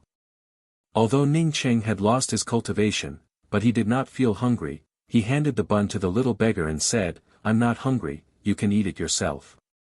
But I suggest you go and thank Ji Bo next time." The little guide originally wanted to decline the steamed bun, but after hearing Ning Cheng's words, he asked in a puzzled manner, "Why?" If I go and thank Ji Bo, then wouldn't Ji Bo know that I stole his buns?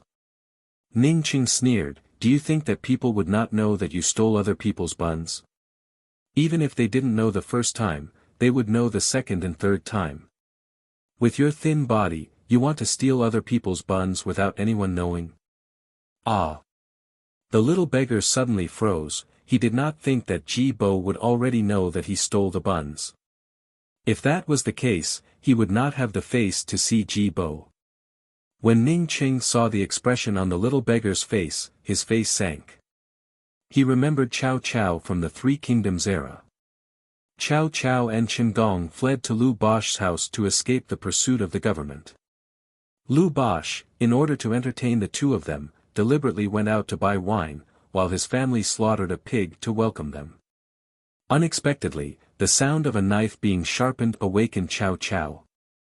Cao Cao was suspicious, thinking that he was going to be killed. He killed Lu Bosch's family. On the way Cao Cao escaped, he met Lu Bosch, who came back from buying wine. Although he felt remorseful, he was afraid that Lu Bosch would go back and see his family die tragically and then retaliate against him, so he killed Lu Bosch.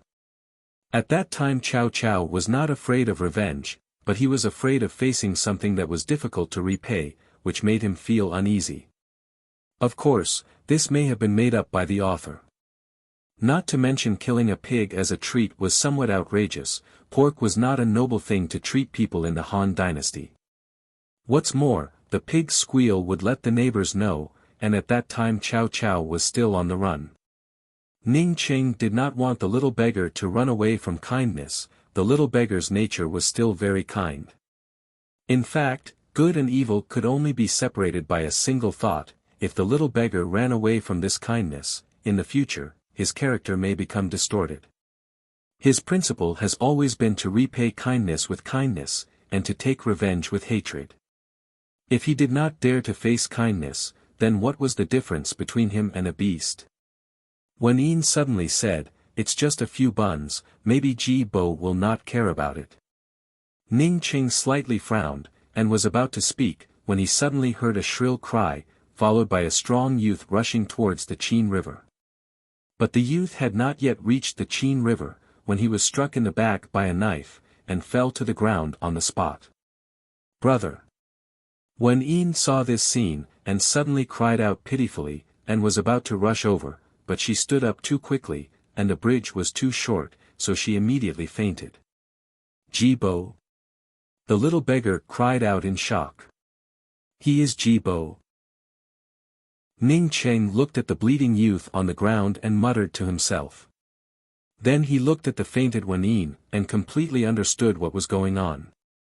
Big bro, let's hurry and save him. The little beggar was also anxious. Ji Bo, covered in blood, had already been dragged towards the Qin River. Ning Qing sighed. Even if he wanted to save Ji Bo, he could not go out now. Going out at this time was tantamount to suicide. In this place, there were kind people like Ji Bo and Wen Yin, but there were also evil people. How are you swimming? How about holding your breath? Ning Qing looked at the little beggar and asked. The little beggar patted his chest. I am the Qin River King. Even if I have to catch ginseng fish in the Qin River, I will not have any problem.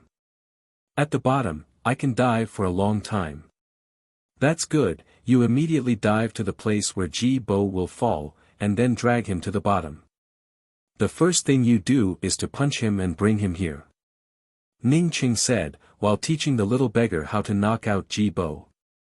This punch would not only knock out Ji Bo, but it would also temporarily stop the bleeding on Ji Bo's back. The little beggar immediately said, I know, wait for you to drag Ji Bo, I have no way to get him to the bridge. Just as Ning Qing expected, the little beggar had not dived for long, when the bloody Ji Bo was thrown into the water.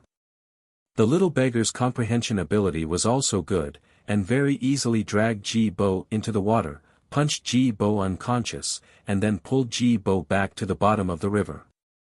The few men who threw Ji Bo into the Qin River, when they saw that Ji Bo only had some blood on his body, they all laughed, and did not even bother to look at him before turning around and walking away. They certainly would not dare to save him. The Qian Xing young master threw someone into the river, who would dare to save him? Unless they were tired of living. When Yin had already woken up, she was a little sluggish, and then remembered what had happened a moment ago, and suddenly wanted to rush out. Ning Qing patted her shoulder. You don't want to live. If you go out now, everyone will die. When Yin immediately understood the meaning of Ning Cheng's words, suppressed her voice, and began to cry. There were a few bubbles under the bridge. Ning Qing knew that the little beggar had come back. It seems that this little beggar really was not bragging. His swimming ability was not just for show. Even if his legs did not hurt, if he went to bring Ji Bo back, his speed would not be this fast. Ning Cheng was at the edge of the bridge. He reached out and pulled Ji Bo into the bridge. The little beggar also easily climbed up from the edge. Brother. When Yin saw Ning Cheng pull up Ji Bo, and was pleasantly surprised. Ning Cheng patted Ji Bo a few times, and Ji Bo woke up. The knife wound on his back looked terrible, but in fact it was not so serious.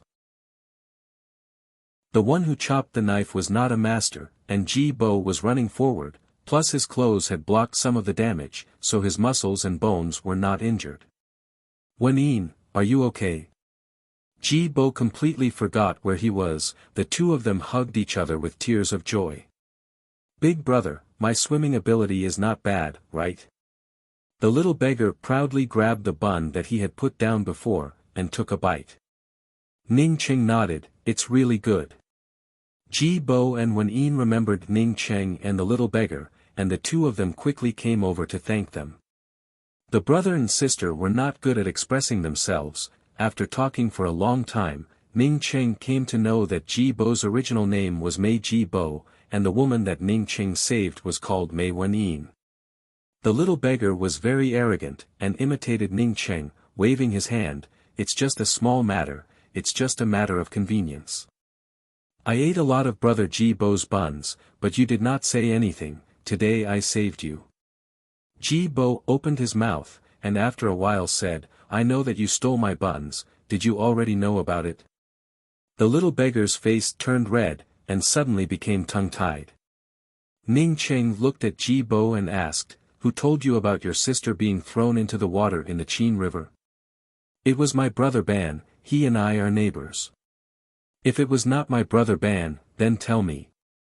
Ning Cheng interrupted Ji Bo, why did your brother Ban want to harm you? Harm me? If he had not told me that when Yin was taken away and given to the Qian Xing young master, I would not have known about this matter. Ji Bo looked very strong, but his mind was not very bright. The little beggar spat, Ji Bo, my big brother meant to tell you about this matter, that you would not be able to save your sister, but would rather die. You see, if it were not for us here, you would have already died. What is this called? That's right, killing with a borrowed knife. Mei Wen Yin also understood, brother, Ban Bo really wanted to harm us. Ji Bo finally understood, and immediately clenched his teeth and cursed, this beast actually dared to harm me. When Yin was taken away by this beast, if I do not kill this beast. Chapter 1283. This time, Ning Cheng did not need to do anything, as Mei Wen Yin had already pulled Ji Bo back. Big brother, don't even talk about revenge. Even if we are safe, we can't go back to the place where we live now.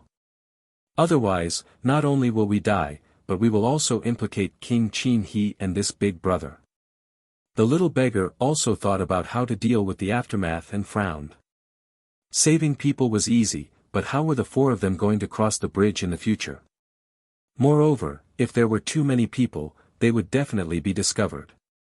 Was Banbo the one who took you away by Bian Qianqing? Mei Ji Bo had already calmed down. Mei Wen Yin hesitated for a moment, but still nodded.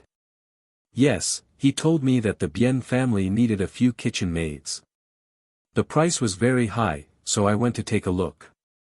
But Mei Ji Bo was not stupid after all. After he calmed down, he noticed the loophole.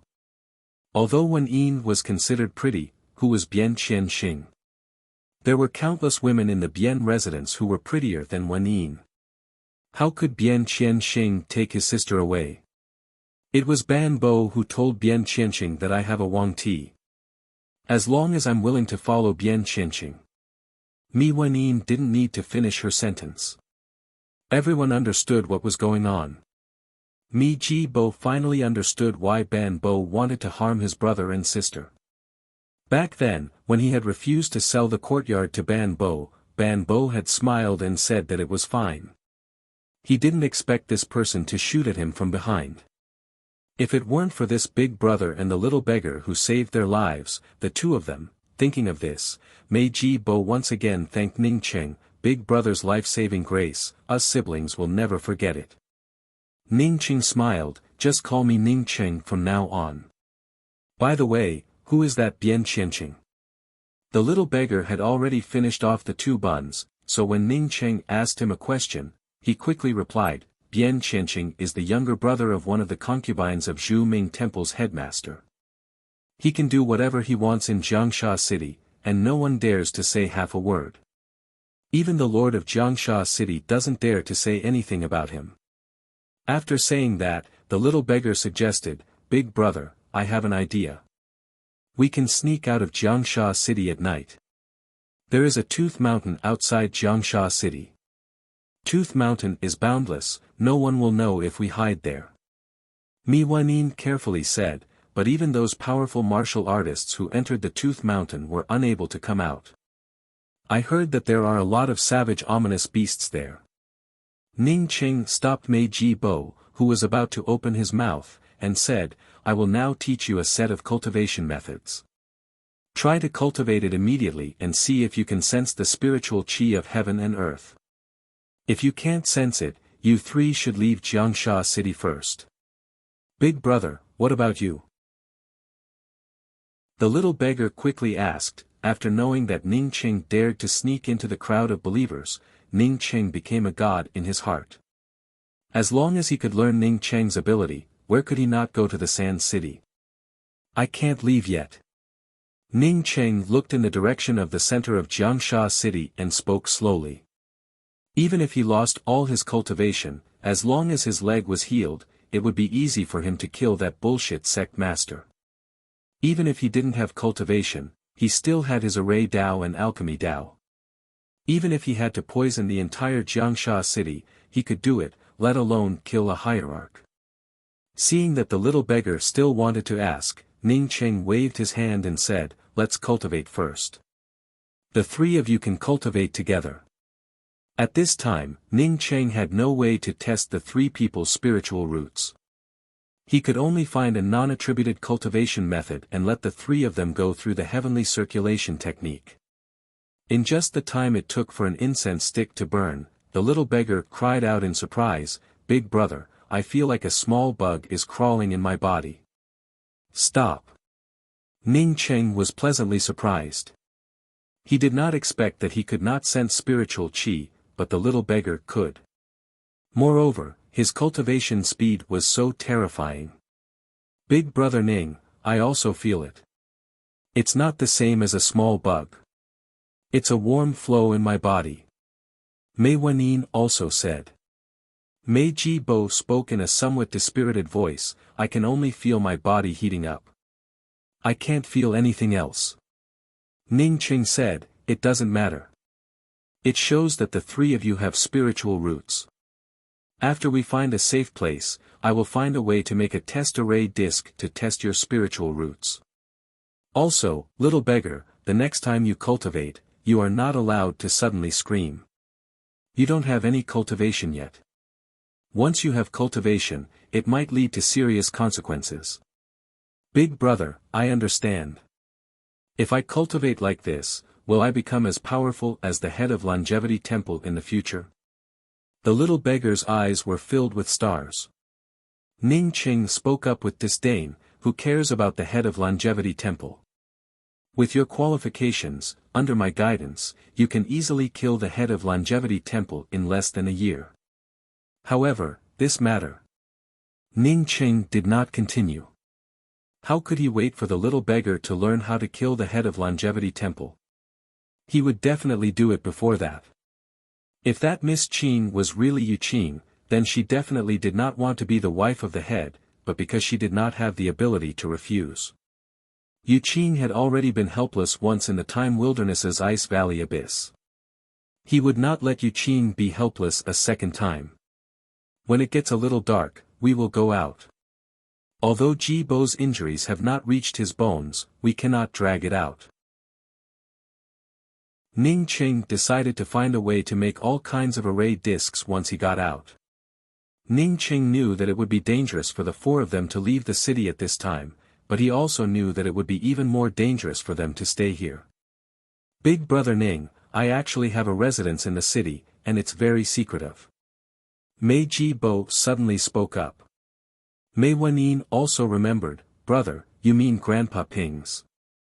Without waiting for Mei Wenyin to finish speaking, Mei Ji Bo nodded, yes, that's it. That place is very remote. As long as we don't come out, no one will find us. Perhaps Jiangsha City was too violent, and one could lose their life if they were not careful. When night fell, except for some of the main streets that were still bustling with noise, the edges of the city were completely silent. Under Mei Ji Bo's guidance, Ning Cheng's group of four bypassed the Qin River without any danger. A few hours later, the four of them arrived at a residential area that was not too desolate. The houses here were very densely packed because the Qin River in front of them was blocked by a bustling street. Although this place was not desolate, it was not bustling either. It could be considered as the slums of Jiangsha City. The courtyard that Mei Ji Bo mentioned was indeed very secretive. Although there were houses around, none of the doors or windows faced them. Moreover, there was a big hill at the entrance of the courtyard. Although it was called a hill, it was actually a place where garbage was dumped. The courtyard was not very big, and including the kitchen, there were a total of 6 rooms. Although Ning Qing did not feel hungry, he had been running around since he arrived at this place. He had not slept for 2 days and 1 night, and his body was already very tired. After teaching Mei Ji Bo some simple healing chants, Ning Qing cleaned up the dust in the room and immediately went to bed. The next morning, Mei Wenyin found some valuable things in the hut and asked the little beggar to sell them. In exchange for a pile of low-level materials for making array discs. A few days later, under Ning Cheng's treatment, Mei Ji Bo's injuries had already healed. Although he did not have any crystal stones, Ning Qing still used the induction array disc to test that Mei Ji Bo had an earth spiritual root, Mei Wenyin had a metal spiritual root, and the little beggar also had a water spiritual root, just like his water spiritual root. In fact, at Ning Cheng's level, even if someone did not have a spiritual root, Ning Qing still had a way to help them cultivate. It would be best if all 3 of them had spiritual roots. After teaching the 3 cultivation methods, Ning Qing began to make array discs and array flags. Time slowly passed by, except for the little beggar who occasionally went out to find some food, the 3 of them were still crazily cultivating. After another half a month, Ning Cheng's leg injury had completely recovered. With the help of the stove in the kitchen, he also refined a pile of array flags and more than a dozen array discs, including a trap and kill array disc, a concealment array disc, an escape array. These array discs could not be driven by crystal stones, but they could automatically absorb the spiritual qi of heaven and earth to power them. In Ning Cheng's view, these array discs were more than enough to deal with a headmaster who had never cultivated before. If not for his lack of cultivation and his inability to sense spiritual qi, he could have easily solved the problem by refining some talismans. Big brother, are you going out?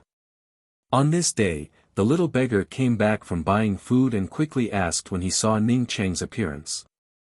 Ning Cheng patted the little beggar's head, you have cultivated for the shortest time, but your cultivation is the highest among the 3 of us, at Qi Gathering 3rd level. It can be seen that you will have great achievements in the future. Today, I have to go out to take care of some matters. If I can't come back, you can help me give this ring and this book to Miss Qing of the Yu clan. This ring was originally prepared by Ning Cheng, but he did not expect that he would not be able to open it. As for the book, it was a cultivation method that he had left for Yuqing. After Yuqing's cultivation reached a certain level, she would naturally be able to open the ring. Big brother, you. The little beggar saw Ning Cheng's cautious expression and asked in a somewhat panicked manner. Ning Cheng smiled, you don't have to worry about me, maybe I'll be back soon. He had to go to the Yu clan first to confirm whether that Miss Qing was really Yuqing or not, and then he would go look for that headmaster. If that Miss Qing was just a coincidence of the name, and was not Yuqing, then he would wait for the little beggar and the other two to reach a certain level of cultivation, and then go and destroy that blessed life temple. The little beggar opened his mouth, but did not know what to say. Before, he only had one goal, and that was to find a place to eat delicious food. After following Ning Cheng, he cultivated every day, pursuing a higher realm and strength, which made him feel that his spirit was enriched. Right, what's your name? It's not the little beggar or King Qin He, right? Ning Cheng patted the little beggar's shoulder and asked casually. I don't have a name, how about I also follow Big Brother's surname? The little beggar was very reluctant to let Ning Cheng leave, even if Ning Cheng said that he might come back soon. Alright, you will be called King Ning Qin He from now on. Ning Cheng said with a smile, and regardless of how strange the name was, he turned around and walked out of the small courtyard. Okay, I will be called King Ning Qin He from now on. The little beggar looked at Ning Cheng's back and muttered to himself. He vowed that he would not let his big brother down. Chapter 1284. The power structure of Jiangsha City was very complicated. No matter how complicated it was, those who could establish themselves in Jiangsha City were not simple. The Yu family had been in Jiangsha City for hundreds of years. Whether it was business or strength, they were among the top 10 families in Jiangsha City. The Yu family's status in Jiangsha City could be seen from the fact that it occupied a large area and was located close to the center of the city. Normally, a big family like the Yu family should be living a happy life in Jiangsha City. In fact, when Ning Cheng arrived at the Yu clan's entrance, he felt that the atmosphere within the Yu clan was not very good. In fact, it even seemed a bit depressed. On the roof of the majestic building, there were two characters the size of dustpans carved in the air, Yu Manor. As soon as Ning Cheng arrived at the entrance of Yu Mansion, he was blocked by two people. Ning Cheng cupped his fists and spoke, "Two friends, I came here on the invitation of Miss Qing." Originally, the two of them were just trying to block Ning Cheng, but after hearing Ning Cheng's words, the two of them immediately stared at Ning Cheng with wide eyes. Little Miss Qing's invitation. Ever since they started working as guards in the Yu Mansion, they had never heard of Miss Qing inviting a man over. Not to mention men, Miss Qing had never even invited a woman before. This person was simply too shameless when he lied. Get out of the way. Otherwise, don't blame us for being rude, one of the guards shouted. At the same time, he flashed the long blade in his hand. Ning Cheng calmly spoke up, I can go, but if you delay me from delivering the message, can you afford to bear the consequences? Even if young Lady Qing doesn't blame you, if master knows. Ning purposely paused and cupped his hands in the direction of the sacred temple. He knew that half a month ago, a banquet had been held here for a few days. Ning Cheng was also clear about the reason for holding this banquet. He wanted to use these ambiguous words to scare the two of them. Sure enough, as soon as Ning Cheng's words came out, the two guards looked at each other, and when they looked at Ning Cheng again, there was a bit of uneasiness in their eyes. You said that you want to see Miss Qing, do you have any proof? The guard who had asked Ning Cheng to step aside asked again, this time with a much weaker tone. Ning Cheng, with his hands behind his back, still spoke with a calm voice, you just have to tell Miss Qing that passing through the dusk in the sea of twilight is the promise of the light of dawn. If Miss Qing was really Yu Qing's reincarnation, with her cultivation at that time, she might have an impression of these sceneries. If he really did not have any impression of him, then it would not matter. Ning Cheng believed that he would be able to sneak into the Yu Mansion to find that Miss Qing. All right, wait for me. Ning Cheng spoke the truth. Although the guard did not understand the meaning behind Ning Cheng's words, he still compromised and spoke to Ning Cheng. Seeing the guard turn around and go in, Ning Cheng once again spoke up, "Remember, this is Miss Ching's matter." Ning Cheng was worried that this guard would report to the Yu clan's clan head or someone else. In fact, he was just overthinking things. These guards naturally did not dare to go past young Miss Ching to report to the patriarch. If they had to report such a small matter to the patriarch, then they would not have been able to stay in their positions any longer. The interior of the Yu mansion was extremely spacious. Apart from the wide road in the middle, there were some slightly narrower gravel roads on both sides. The guard entered from the right, and after passing through a few winding corridors above the lotus pond, he stopped in front of an exquisite little building, bowed, and said, "Young Miss Ching, there's a young man outside saying that he's here because of your invitation." On the second floor of the small building, a young girl in green clothes and holding a jade flute was standing by the window. After hearing the guard's words, she immediately frowned. Because of her invitation? When did she invite a man to the place where she lived? If someone was pretending to be her, who would dare to pretend to be her? If the Sage Temple's headmaster hadn't come to the Yu clan to propose marriage, it might have been possible for someone to pretend to be her. But after the Sage Temple's headmaster's marriage proposal, who would dare to pretend to be her? Wouldn't it be equivalent to losing one's life? If it were Ren Yi, he would never use such a method. The guard downstairs bowed his head and did not dare to say anything.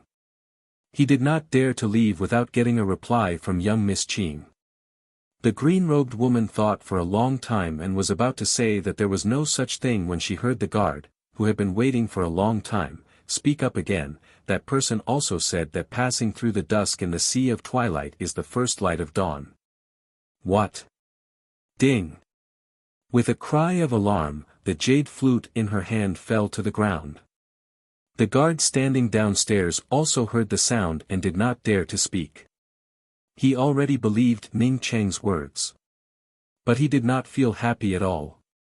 From young Miss Ching's reaction, he could see that Ning Cheng was not sent by that person.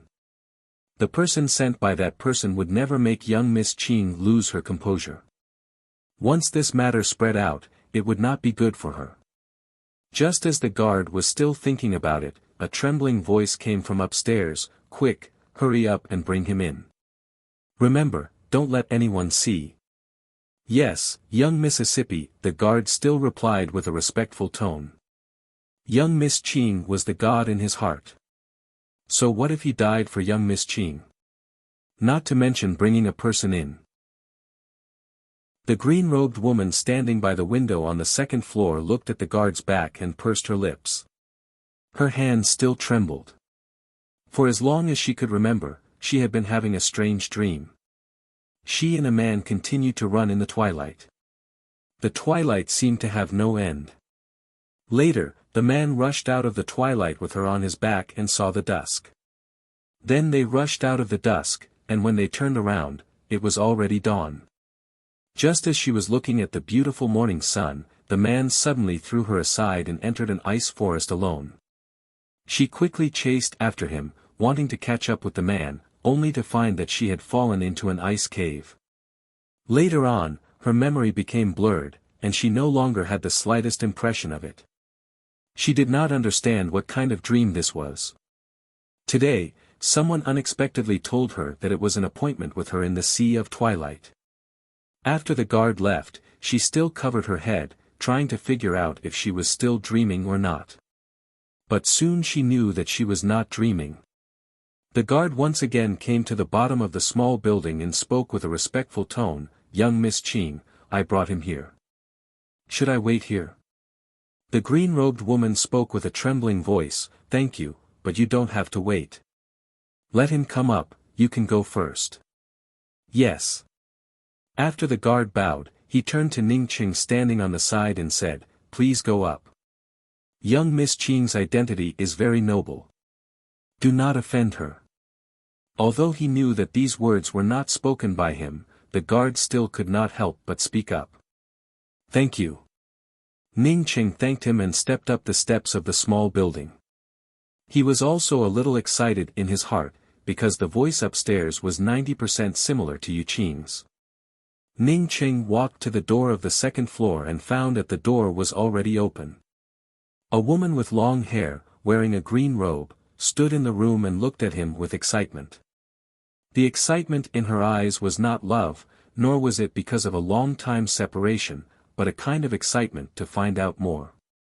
Ning Qing stared at the green-robed woman in front of him, with a pair of clear spring-like eyes, a peerless face, and a refined aura. If it was not Yu Qing, then who else could it be? Yu Qing, is it really you? Ning Qing walked into the room and spoke with excitement, forgetting that Yu Qing had reincarnated. The green-robed woman did not speak, but walked behind Ning Qing and closed the door. She looked at Ning Qing for a while before speaking, but I don't think I've seen you before. Ning Qing took in a deep breath. He knew that since Yu Qing called him here, then there must be a reason. It was normal for Yu Qing not to know him, as Yu Qing had never seen his face before. Do you remember the Sea of Twilight? Do you remember the dawn and dusk? Do you remember the ice forest? Also, is your name Yu Qing? Ning Qing asked a few questions in one breath. Yu Qing nodded. Yes, I often see these scenes in my dreams, but I have never been to these places. Because of this, I asked you to come up. My name is Yu Qing, and everyone in the Yu Mansion knows about it. Ning Qing also calmed down. He knew that for an ordinary person like Yu Qing, his words might be a bit outrageous, or even inconceivable. However, he had to say it. If he did not say it, then there was no way to explain those things. Sit down and talk. I want to know what the Sea of Twilight is, and what is the dawn and dusk. Yu Qing also calmed down the excitement in her heart and asked Ning Qing to sit down. After Ning Qing sat down, he sorted out his thoughts and asked, do you believe in reincarnation? Yu Qing hesitated. I don't know, but I think reincarnation should exist. Ning Qing spoke with certainty. My name is Ning Qing. After I finish, maybe you will have some impression of it. Not only does reincarnation exist, but it is also right in front of us. Yu Qing, in my past life, we once went to a place called the Time Wilderness. In the Time Wilderness, there is a very dangerous forbidden area called the Sea of Twilight. At that time, I had disguised myself as a bearded vagabond, and you found me. I remember, yes, it was a bearded man. It was his back in my dream.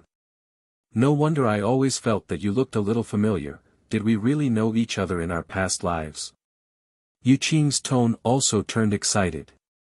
She had never told this kind of thing to anyone. Since Ning Qing knew about it, then it meant that Ning Qing was telling the truth. Ning Qing, on seeing that Yu Qing had some impression of this matter, felt even more relieved in his heart. He then narrated the process of him and Yu Qing meeting each other. He even talked about the 10 ice walls, the purple jade talisman left behind by Yu Qing, and even the cyan robe. When Ning Qing finished, Yu Qing looked at Ning Qing in shock. Apparently, Ning Qing's words were beyond her scope of understanding.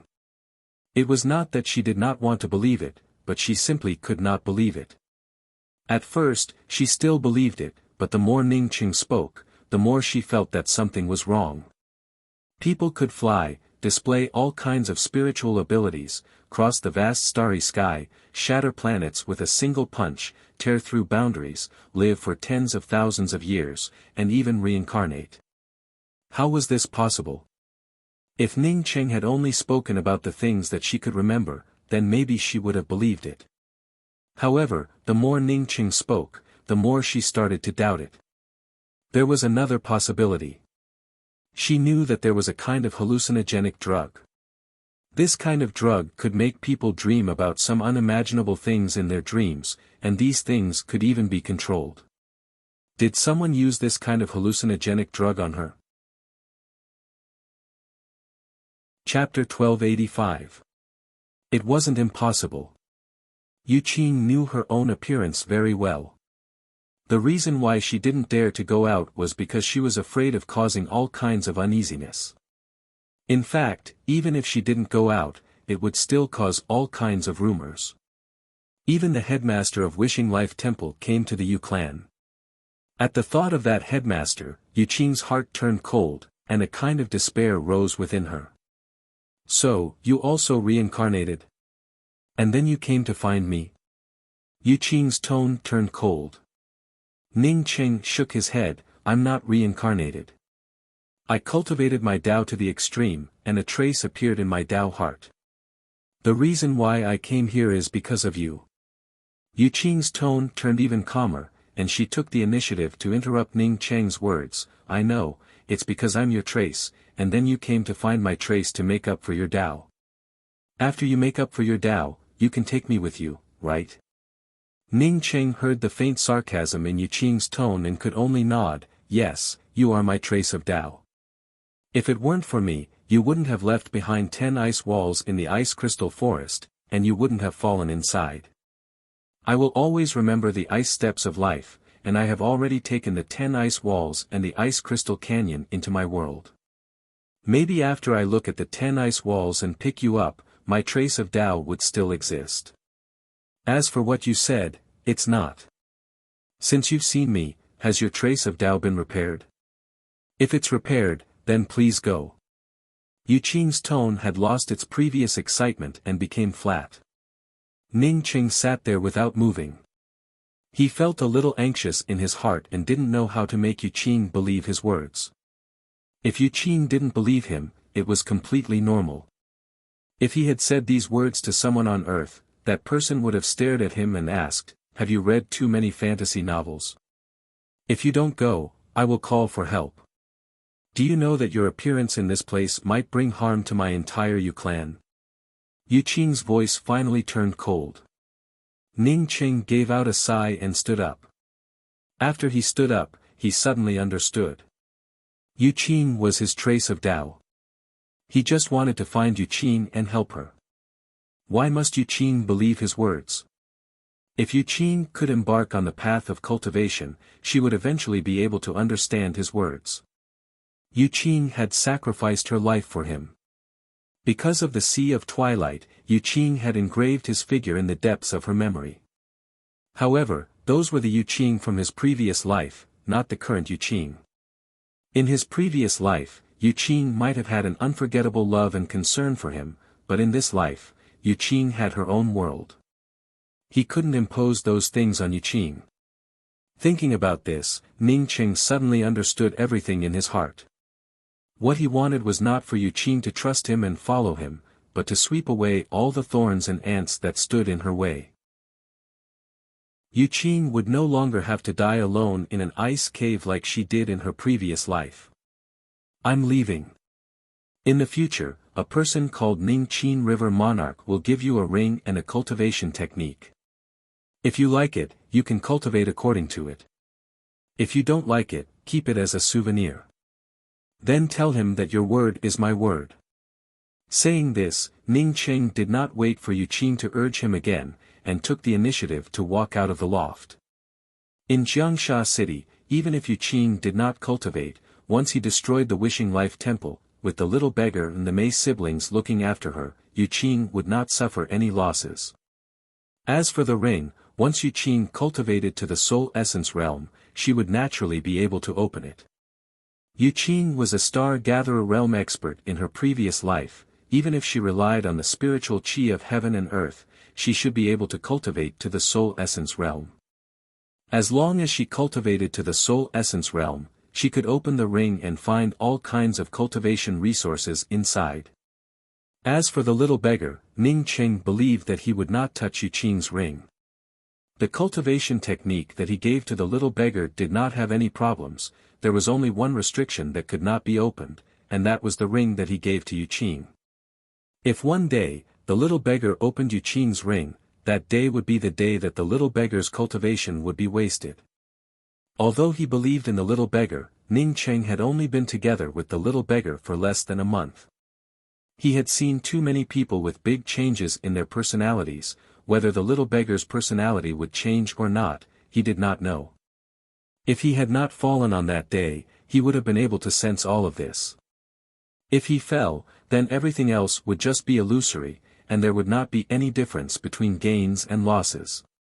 Now he only had one thing to do, and that was to kill the headmaster of the Wishing Life Temple. After killing the headmaster of the Wishing Life Temple, the followers of the Wishing Life Temple would fall apart. Ning Cheng did not believe that no one in the Jiangsha city would take the opportunity to hit him while he was down. Once the Jiangsha city completely calmed down, he estimated that it would take more than a year. With more than a year's time, the strength of the little beggar would be enough to establish a foothold in the Jiangsha city. The largest place in the Jiangsha city, with the most majestic aura, was not the city master's mansion, nor was it any other chamber of commerce. Rather, it was a temple, the Wishing Life Temple. He heard that when the Wishing Life Temple was first built, there was an auspicious cloud floating in the void, and within the cloud, there was even a chanting sound that made people worship it. In addition to that, many people also saw 4 golden characters in the middle of the cloud, Wishing Life Emperor. Later, a nameless hooligan started to raise money to build a temple. He did not expect that many people in the Jiangsha city would respond, and the hooligan quickly raised the first sum of money. Many people thought that the hooligan would take the money for his own enjoyment, but no one expected that he would actually start to build a temple. Everyone thought that this person was very benevolent and righteous, so they gave him the name Renyi. With the response of many people, the temple was quickly built, and it was called the Wishing Life Temple. The crazed increase in the number of followers in the Jiangsha city directly threatened the position of the city master of the Jiangsha city. The city master immediately found an excuse to demolish the temple. Unexpectedly, just as the city master started to demolish the temple, the lightning above the Wishing Life Temple struck him and killed him on the spot. Because of this incident, the Wishing Life Temple grew even more prosperous. In less than 100 years, it became the most majestic place in the Jiangsha city. Moreover, the followers of the Wishing Life Temple also became an existence that no one dared to provoke.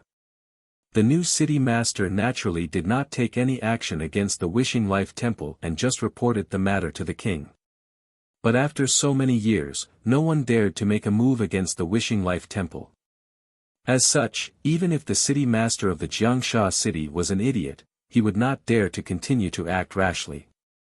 Headmaster Renyi had lived for more than 100 years, but not only did he not show any signs of aging, but he even looked more energetic. After the Wishing Life Temple became the #1 force in the Jiangsha city, an existence that no one dared to provoke, the followers of the Wishing Life Temple became increasingly arrogant and domineering. Anyone who dared to offend the followers of the Wishing Life Temple or say something bad about them would end up dead on the streets the next day. The Wishing Life Temple's headmaster had many wives and concubines. At the same time, the Wishing Life Temple's headmaster would perform 12 sacrificial ceremonies every year. Of the 12 sacrificial ceremonies, 10 were held outside the city, while 2 were held in the large square in front of the Wishing Life Temple. Each sacrificial ceremony would burn a young girl, while the believers of the Wishing Life Temple knelt down and prayed. When Ning Cheng arrived at the periphery of the Wishing Life Temple, he immediately knew that his guess was correct. The Wishing Life Temple's headmaster was a disciple of the Blue True Hope tribe. Moreover, this person's status should not be low. Otherwise, he wouldn't have obtained a cultivation method like the Life of Predestined Wish. Emperor Lord Wishing Life obviously came out because of this cultivation method. Outside the Wishing Life Temple, Ning Cheng felt the same aura as the power of hope that he had felt when he went to the Blue True Hope tribe. It's just that this aura was a lot weaker than the aura of the Blue True Hope tribe. Ning Cheng could hear all kinds of obscene sounds coming from inside the Wishing Life Temple from the periphery. Ning Cheng didn't feel surprised about this. The cultivation method cultivated by the Blue True Hope tribe had already gone astray and wasn't a genuine fate spirit technique. For them, as long as they could obtain the power of hope from their followers and enhance their strength, everything else was secondary. This kind of shortcut cultivation method had too many hidden dangers. What made Ning Cheng feel regretful was that he had lost all his strength and couldn't catch the hidden soul essence that used the power of hope to enhance its strength. Ning Qing didn't feel anxious.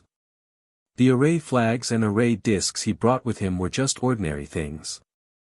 If he didn't combine them, they wouldn't work at all. Not only that, but after combining these things, he also needed to arrange a spiritual gathering array. Ning Qing remained patient. He hid in the periphery and arranged array flags one by one. He also carefully put down the array discs one by one. After a night, Ning Qing only managed to arrange less than a third of the array. During the day, believers kept coming to pray and leaving behind some coins. Ning Qing still carefully arranged his array flags around the periphery of the Wishing Life Temple. After a full 3 days and 3 nights, Ning Qing finally finished arranging his trap and kill array. His trap and kill array had more than a dozen array discs combined with a pile of array flags. As long as he brought out the activation array flags for the spiritual gathering array and the trap and kill array, and then took control of the grand array, the people inside the grand array would never be able to escape. Ning Qing wasn't in a hurry to start. At least, he wouldn't do anything before he saw Ren Yi. His main goal in coming here was to kill Ren Yi. As long as he killed Ren Yi, someone from Jiangsha City would definitely follow him and attack this place.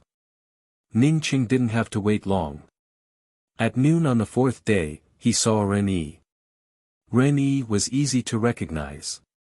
He wore a blue ribbon on his head, had short hair, and had a very special aquiline nose, which made it hard for people not to recognize him. Back in the graceful Star Mainland, Ning Qing had also been exposed to martial arts for a while. As soon as he saw Ren Yi, he knew that Ren Yi's strength was equivalent to a peak condensing reality realm powerhouse. Ren Yi also had more than a dozen people around him. These people all had overflowing essence, qi and spirit, which made them look extremely tyrannical. Ning Qing felt overjoyed in his heart. It seemed that these people were Ren Yi's powerful helpers. This time, not only could he kill Ren Yi, but he could also kill a group of powerhouses from the Wishing Life Temple. Once he killed these people, Bian Qianqing, this kind of idiot, would be the first to be killed. He wouldn't even need to worry about it. When Ren Yi walked to the middle of the public square, he suddenly felt something.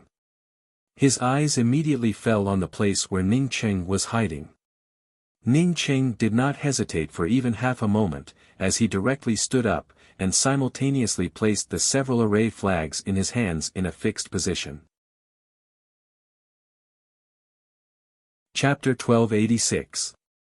Not waiting for Ren Yi and the others to come over, the spiritual qi between heaven and earth suddenly converged together, and then the entire space turned gray. Even if Ning Qing had lost all of his strength, but with his attainments in the Tao of arrays, even if he used some dead branches to arrange an entrapment array, he could easily trap a powerhouse in the qi gathering realm. Not to mention that he had spent so much effort to arrange this array. Although he told the little beggar that he might not be able to return, in fact, Ning Qing was very clear that if Ren Yi's strength really did not reach the profound congealing realm, then his entrapment killing array could easily kill the other party. Unless something unexpected happened. In fact, in a place where there were no true cultivators, it was very difficult for something unexpected to happen. Someone sneak attacked. Ren Yi's tearing voice came out, and then he saw countless wind blades sweeping over. Even if he tried to avoid them, in a short period of time, the wind blades cut open a few bloody wounds. A slightly weaker follower beside him, accidentally had his neck cut by a wind blade, and directly fell to the ground dead. Hearing Ren Yi's tearing scream, hundreds of thugs with blades instantly rushed out of the temple. They came out to help, but when they arrived at the public square, they realized that they could not find any opponents. The array formation arranged by Ning Qing, they could not even see it, not to mention trying to break it. In just a dozen breaths, these thugs who rushed to the public square, were all drawn into Ning Qing's entrapment killing array. Ren Yi's body was covered with more and more scars. He knew that he had met a powerhouse, and quickly shouted, "Which side's hero is it? If this Ren has neglected anything, then this Ren will do his best to satisfy this friend." Ning Qing's figure emerged from the trap and kill array, as he looked at Ren'yi and the many thugs in the distance who were dodging the wind edges, and spoke in a calm tone, "You are blind, to even dare to forcibly propose marriage to Yuqing. Do you think a pig like you is worthy?"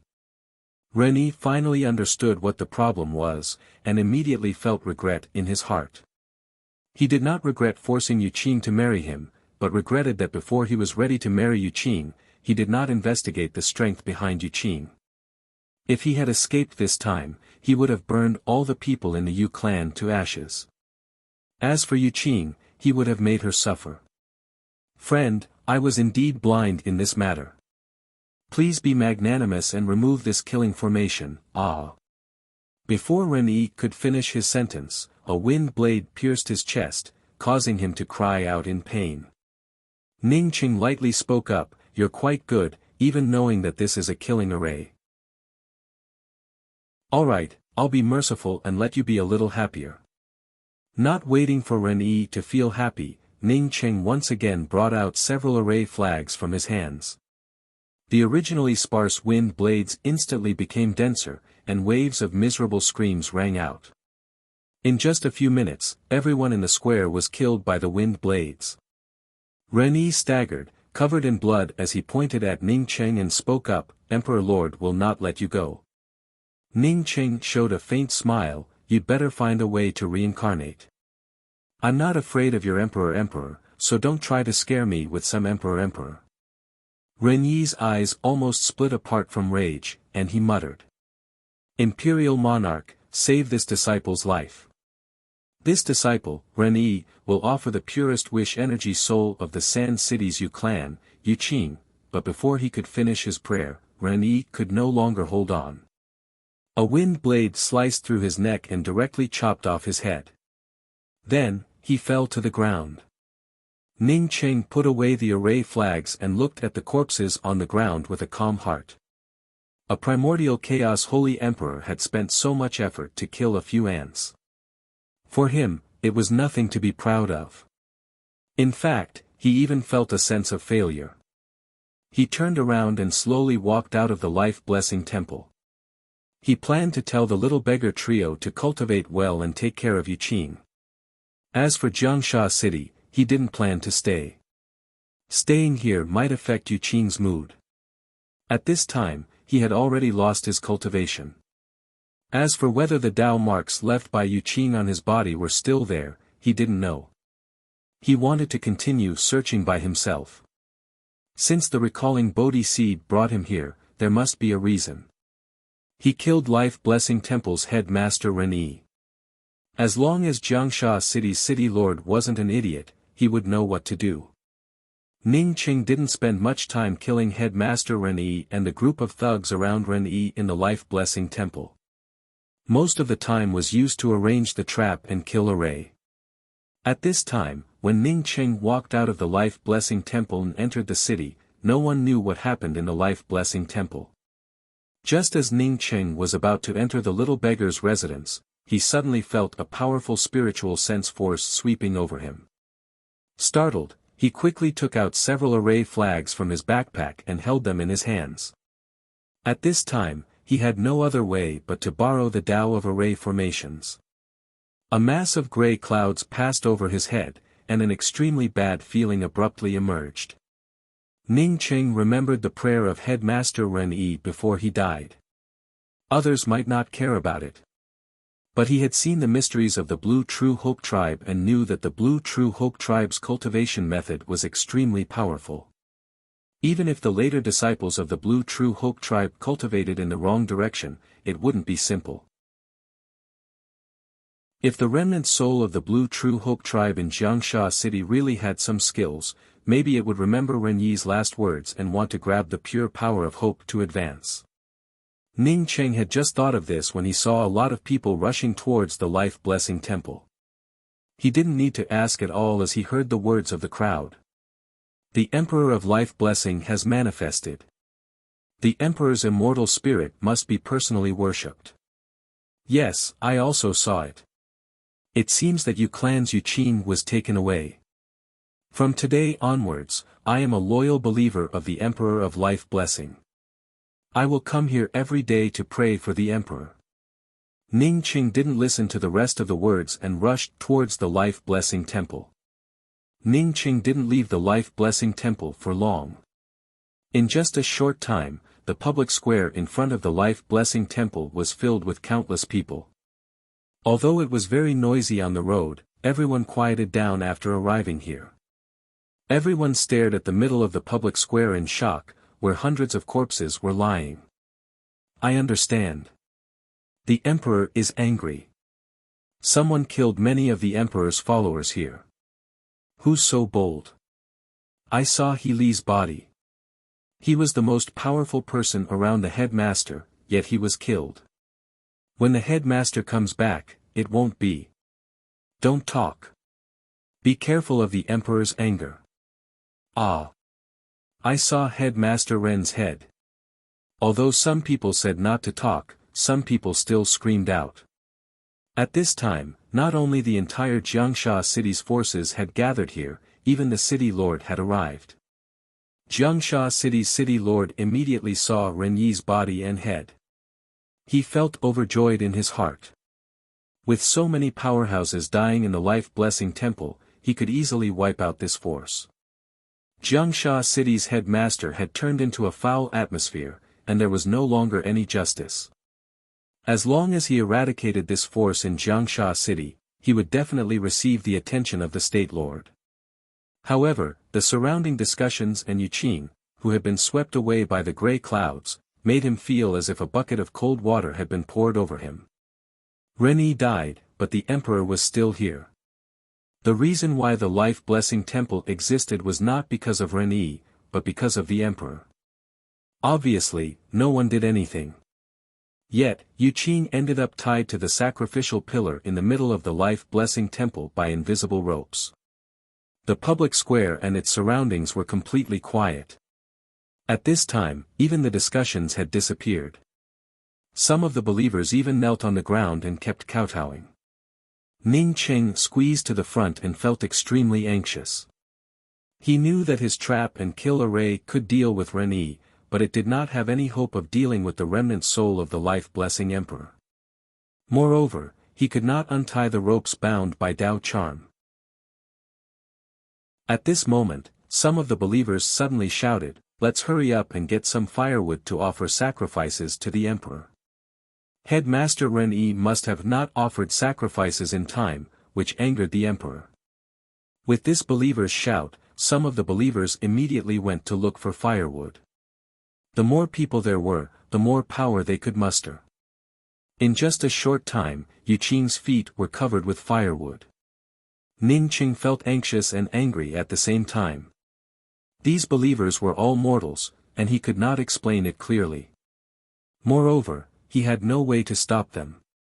Even if he tried to stop them, the remnant soul of the emperor would only end up with a pile of firewood.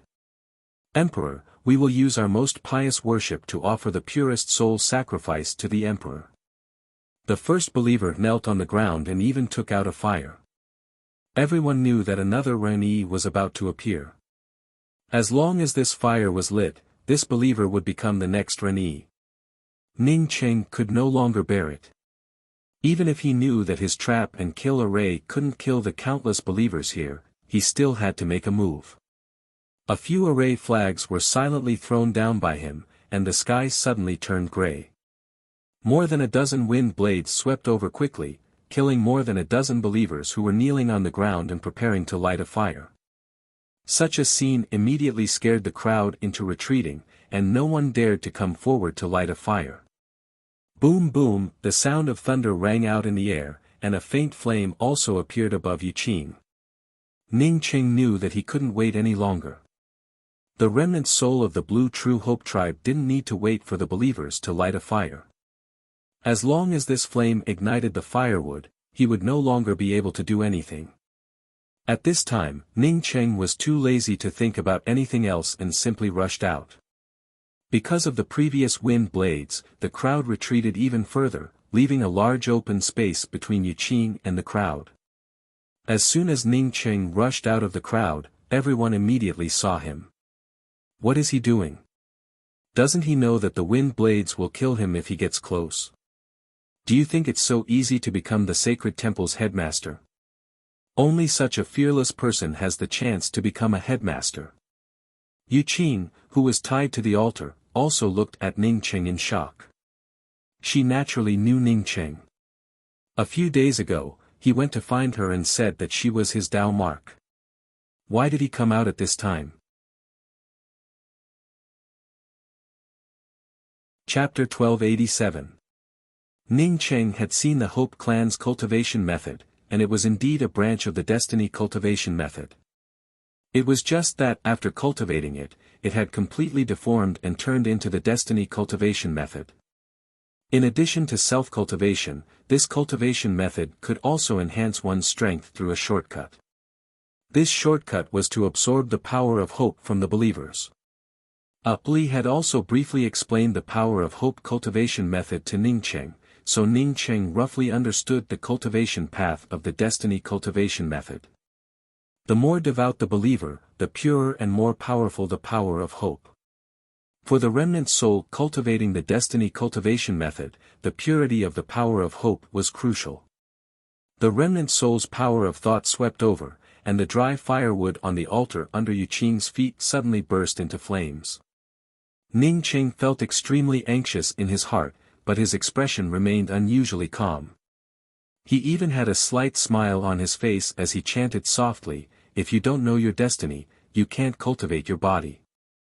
When the sky is out of season, the sun and moon lose their light, when the earth is out of season, no grass and trees grow.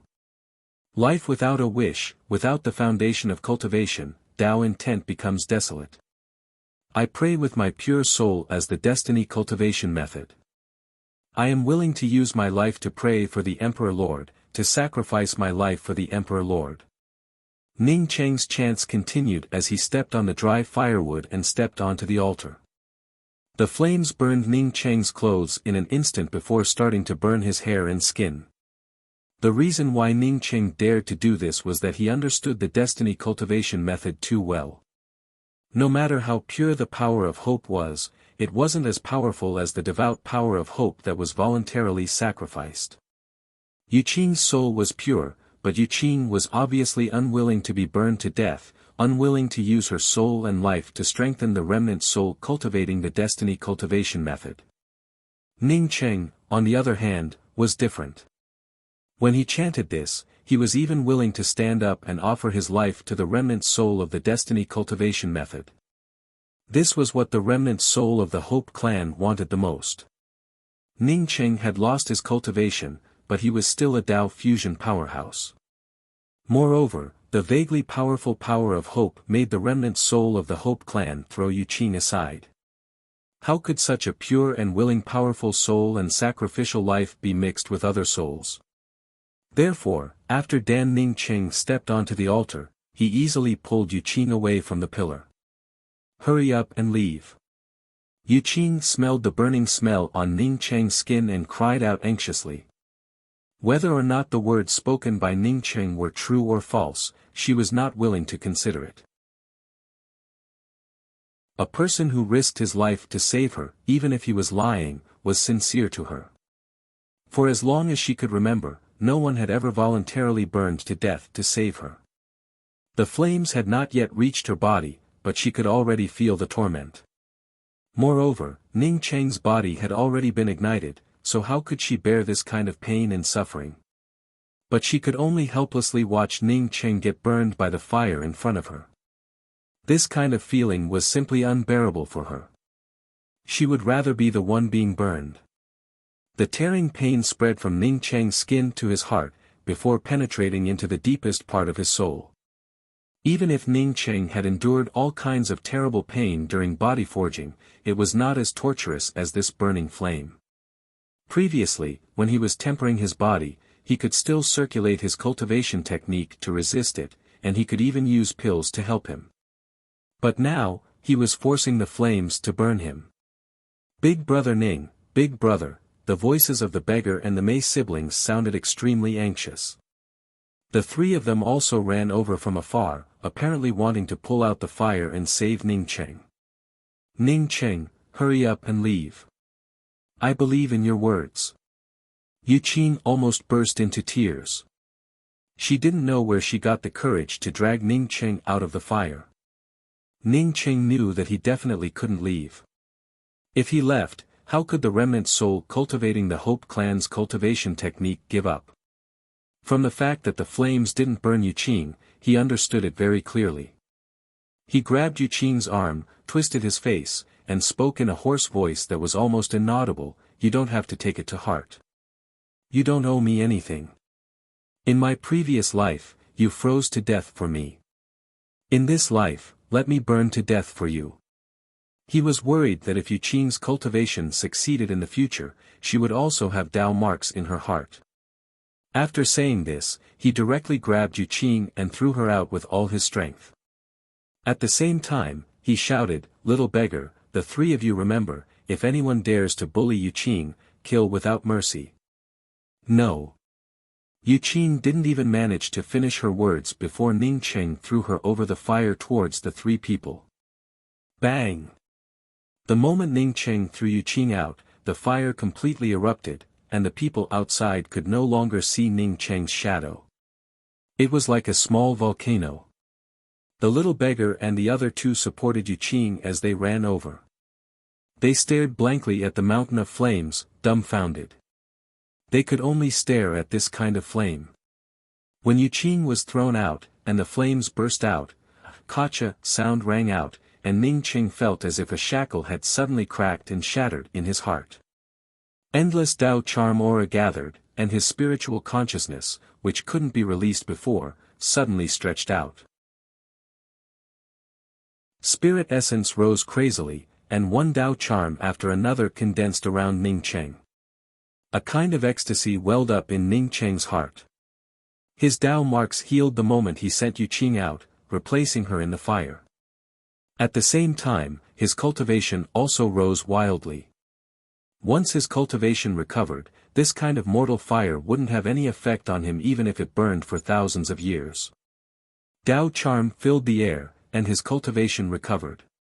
The burning body was no longer suffering in the flames, but a kind of nirvana, and the power of his body also quickly returned. Ning Cheng's spiritual consciousness immediately swept out, and the next moment, he saw the remnant soul hiding above the life-wishing temple. Ning Cheng did not hesitate to raise his hand and grab it. A tearing scream erupted, and Zhu Ming's remnant soul ended up bound by Ning Cheng's space. Unable to resist Ning Cheng's palm, Zhu Ming's remnant soul turned into ashes, along with his spiritual soul. The beautiful life-wishing temple collapsed crazily at this moment and turned into ruins in the blink of an eye. Rolling thunder rumbled in the air, and Ning Cheng just wanted to roar. His cultivation had recovered. The Dao traces had been repaired, and his cultivation had recovered. His strength had directly reached the late-stage primordial chaos realm. Although he hadn't touched the Dao integration realm yet, it was only a matter of time. With the help of the recalling Bodhi seed, he had already seen the way to Dao integration. A terrifying spatial vortex pressure swept over, and the surrounding space began to crack. The terrifying suction of the vortex seemed as if it would suck Ning Cheng into the void in the next moment. Ning Cheng knew what was going on. It was because his strength had recovered, and the Dao charm law was too powerful for this interface to bear. But Ning Cheng didn't care. With his strength, he could easily restrain his Dao charm and establish a foothold in this low-level interface. Just when Ning Cheng wanted to restrain his Dao charm law aura, a familiar and terrifying Dao charm aura rushed towards him. Ning Cheng's heart trembled. He was too familiar with this Dao charm aura. Back in the Great Change Realm's underground abyss, he had been caught by that handprint once. At that time, that handprint was far less powerful than this one. This time, he felt the Dao charm aura again, and it was thousands of times stronger than the handprint from back then. Hurry up and leave. I can't stay in this place. This was Ning Cheng's only thought. As soon as he had this thought, he didn't put up any resistance and let the crazy Dao charm vortex suck him away. This Dao charm vortex's suction was because his cultivation was too powerful, and it didn't allow him to stay in a low-level interface. Ning Qing could resist it, but he didn't dare to resist it now. Once he resisted the vortex's suction, that familiar aura of the handprint would definitely hit this interface. Regardless of whether he was the other party's opponent or not, that terrifying imposing aura would definitely smash this low-level interface into pieces. After Ning Qing rushed into the void following the Dao charm vortex, he felt the powerful aura following him like maggots in the tarsal bone. Instead, Ning Qing breathed in a sigh of relief. This person's strength definitely far exceeded his own, at least by more than a few levels. But as long as this person followed him and didn't care about the low-level interface where Sand City was located, it would be fine. Otherwise, he wouldn't have the ability to stop this person. Ning Qing frantically escaped through the void, and that aura crazily followed behind him. Ning Qing didn't know how many interfaces he had escaped through or how many voids he had crossed, but that handprint still followed him. It was too slow. Ning Qing knew that the powerful aura following him was just the perception of that powerhouse. The reason for this was that the powerhouse was extremely far away from him. Once that powerhouse caught up to him, he would never be able to escape. When another spatial vortex appeared in front of Ning Qing directly entered the mysterious yellow bead and let the mysterious yellow bead draw itself into the spatial vortex. The mysterious yellow bead had long since become his. Without his consent, no one would be able to sense it. Sand City, at this moment, fell into complete silence. Ning Qing replacing Yu Qin and entering the fire wasn't a big deal. Thunder roared in the sky, and even though everyone was standing in an open space, they could still feel the pressure of death from the rolling thunder. Fortunately, that pressure disappeared in an instant. Later, everyone could only see and feel the collapse of the Wishing Life Temple. After a long time, when the oppressive aura of death disappeared, someone in the crowd suddenly whispered, "Hey, why do I feel that Emperor Wishing Life no longer exists? I feel it too, and I no longer have the urge to kneel down and pray like before." No one said anything about it, but when someone mentioned it, it immediately caused another voice. That headmaster did all kinds of evil and finally suffered the wrath of the heavens. This place was also smashed to pieces by the heavenly thunder. Yes, these people did all kinds of evil. One voice turned into 10, 10 turned into 100, and then into countless voices. The believers of Emperor Wishing Life began to retreat secretly, because they themselves had lost the desire to pray. The sparks had already lit up, and even if they retreated, there was no way to stop it. Countless people rushed towards those believers, and countless people started to fight. In the end, it was hard to tell who was a believer and who was not. Sand City's city master saw this scene but didn't care much about it. Instead, he calmly began to mobilize the army to quell the chaos. He knew that after this incident, Sand City would no longer have the monthly sacrifice, nor would it have the headmaster of Wishing Life Temple. On the chaotic public square, the people had already dispersed, leaving only bloodstains and chaos on the ground. Only Yu Qin was still standing on the flattened altar, and behind her were the three people from the Little Beggars group. Dream, Ning Qing, Altar, Fire, Past Life, Present Life. These scenes constantly crisscrossed in her mind, and she couldn't tell which was real and which was fake. Only Ning Qing's words remained clear, "You don't have to take it to heart. In my past life, you froze to death for me. In this life, let me burn to death for you." Chapter 1288. After the mysterious yellow bead entered the void vortex, Ning Qing even restrained his spiritual consciousness, not daring to penetrate it. The expert chasing him was too strong, so strong that he could not resist at all. Ning Qing also knew why the other party could find him. It was because his Tao marks had disappeared and his Tao heart had been perfected, allowing him to perceive his own great Tao aura. This kind of heaven and earth great Tao aura made the expert notice him. As long as he could escape from the expert's perception, the other party could not find him when he appeared again. At the same time, Ning Cheng also clearly realized the gap between him and a peak expert.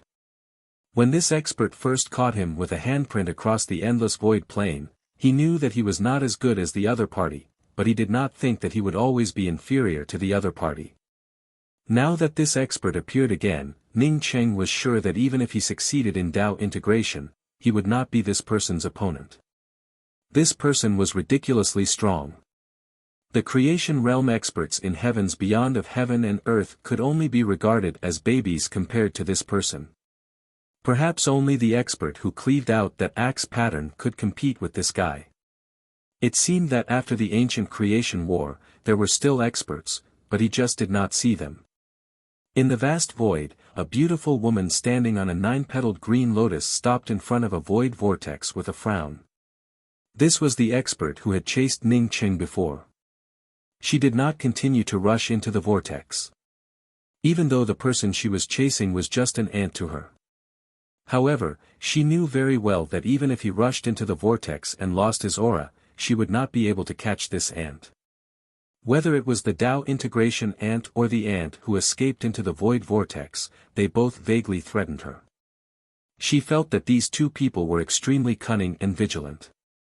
Given time, when they grew up, they would definitely be disadvantageous to her. This feeling came from nowhere, but it was clear. Ever since she had obtained the green lotus of good fortune, her intuition had never been wrong. Unfortunately, my green lotus of good fortune is still missing 3 petals. The most important thing for me at this time should be to find the missing 3 green lotus petals. The woman muttered to herself after a long time. She never did meaningless things.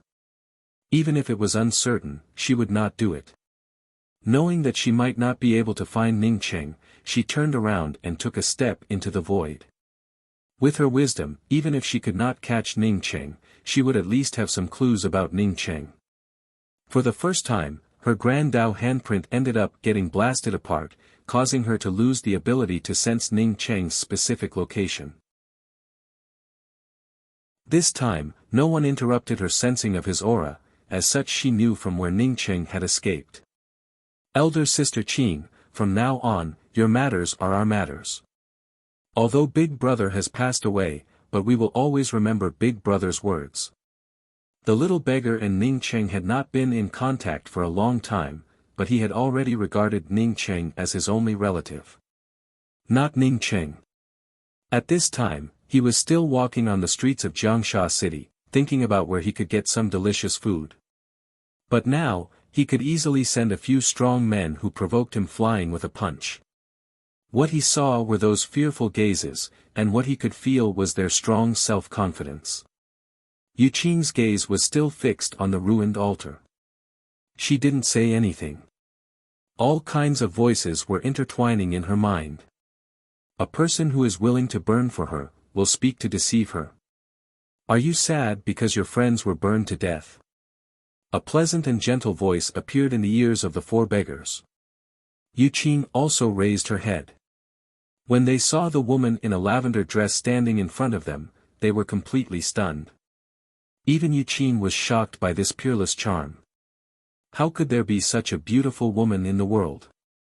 Although Yu Qing never cared about her appearance, she knew in her heart that there were only a few women who were more beautiful than her. But today, she finally saw a woman who was more beautiful than her. This woman standing in front of her even made her feel ugly. Fortunately, she had never cared about beauty or ugliness. This feeling only flashed by and disappeared. The woman in the purple dress also looked at Yu Qing in amazement. Yu Qing's beauty was definitely not inferior to hers. One had to know that Yu Qing had never cultivated, while she was a peak powerhouse in the vast universe. Her cultivation method would make her constantly perfect. Even so, she had no way to crush the mortal Yu Qing in appearance. From this, it could be seen how beautiful this woman was. Why are you standing here? The woman in the purple dress asked softly. Big Brother Ning Cheng is here. We are paying our respects to him. The little beggar replied in a daze. Who is Ning Cheng? Where did he come from? I don't know. I only know that Big Brother's courage is unparalleled. In just half an incense stick of time, the woman in the purple dress was disappointed and stopped asking questions. She knew that this person was called Ning Cheng. She also knew Ning Cheng's appearance. But it didn't matter. The three people also didn't know where Ning Cheng came from or who he was. Her spiritual sense penetrated the ring on the little beggar's hand. She could clearly see the things inside. They were all very ordinary cultivation resources. They had no meaning to her. The woman in the purple dress once again looked at Yuqing. Your qualifications are very good. Your appearance also meets my requirements. Are you willing to follow behind me and become my disciple? Do you think people can fly? Yuqing didn't directly answer whether she was willing or not. Instead, she asked an irrelevant question. The woman in the purple dress smiled slightly. A rainbow cloud appeared under her feet. The rainbow cloud lifted her up and suspended her in the air. I don't need to answer. You should know, right? Yuqing's eyes suddenly showed excitement and trembling. That person can reincarnate, live for countless years, and even tear the void. Is it true? The woman in the purple dress raised her hand and grasped at the void. A deep void crack appeared in front of them. So what if he tore the void? As for reincarnation, it's naturally true. Live for countless years. That's just a short-lived ghost. I understand. I'm sorry. Yuqing murmured. The woman in the purple dress frowned.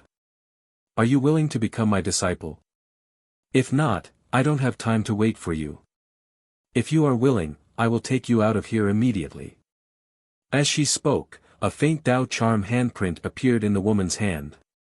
As long as Yuqing refused, not to mention Sand City, she would even completely crush this planet. In the vast universe, no one would dare to refuse her. Anyone who refused her would either die or perish. In her heart, no matter how vast and majestic the universe was, it would only be a speck of dust under her control in the future. She was destined to become a creation realm expert who ruled over everything. No one could stop her, and no one was worthy of being her equal. Having Yuqing as her disciple would be her greatest honor. Yuqing took a deep breath and bowed. I, Yuqing, am willing to become Senior's disciple and follow you everywhere. The woman in the purple dress nodded and said with a smile, very good. You have made the best choice in your life. Sister Qing. The little beggar's soul finally returned to his body as he hurriedly called out. Yuqing's expression returned to normal as she said, thank you, the three of you. I will leave this place with my master. Take care. Sister Qing, this is your ring. The little beggar hurriedly handed the ring in his hand to Yuqing. His big brother had only wanted them to protect Yuqing. Now that Yuqing had become a disciple, and her master was so powerful, she naturally did not need their protection. Yuqing had just received the ring when the woman in the purple dress swept her hand and brought her into the endless void, disappearing without a trace. The little beggar and the other two stared blankly at the disappearing void crack. Their eyes were filled with horror. When Ning Cheng came out of the mysterious yellow bead, he knew that the powerhouse that followed him like a maggot had already left. Although he felt relieved, he also felt a little lost. After fleeing for a while, he couldn't remember the specific location of the Sand City. Even if he wanted to go back to see Yuqing, he couldn't find the way back. After a brief consideration, Ning Cheng decided to find the location of the 5 Grand Realms first, then return to the Grand Essence Realm and finally head to the mysterious yellow heavens beyond. He didn't know if Zhong Wuchen could come out of the Jiaoliang Sea.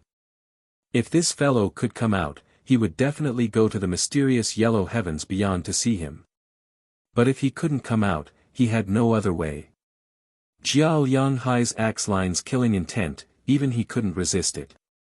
That powerful axe line's killing intent most likely wasn't any weaker than the powerhouse chasing him. He could only tell Zhong Wuchen in his heart to pray for his own good. Ning Qing once again brought out the starry sky wheel. Although he knew where the starry sky wheel's artifact spirit was, it wasn't the right time to look for it.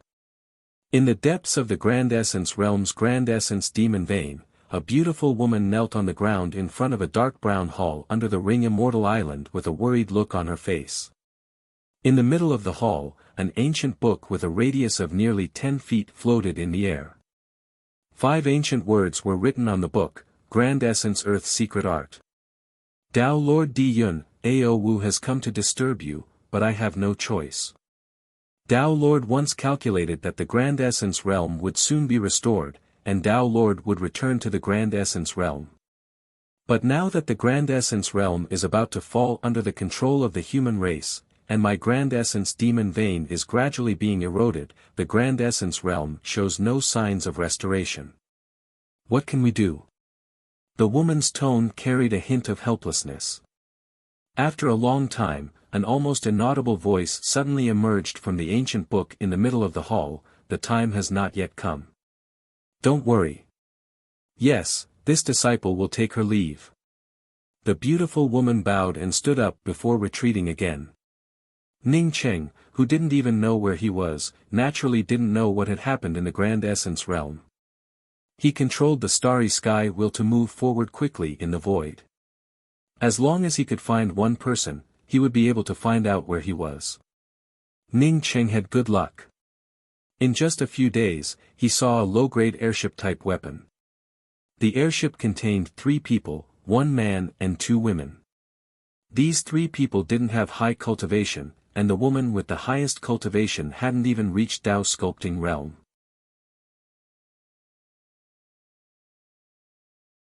Chapter 1289. The airship quickly stopped on seeing Ning Qing stopping them. The woman in the lead then cupped her fists towards Ning Qing and spoke: "This Dao friend, may I know how you can block our airship?" Ning Qing quickly cupped his fists and spoke: "May I ask where the few of you are going?" Rather than asking where they were, they might as well ask where the destination of the spaceship was. The woman did not feel the killing intent from Ning Qing and spoke up in a slow tone: "We are heading to Buzhou Peak."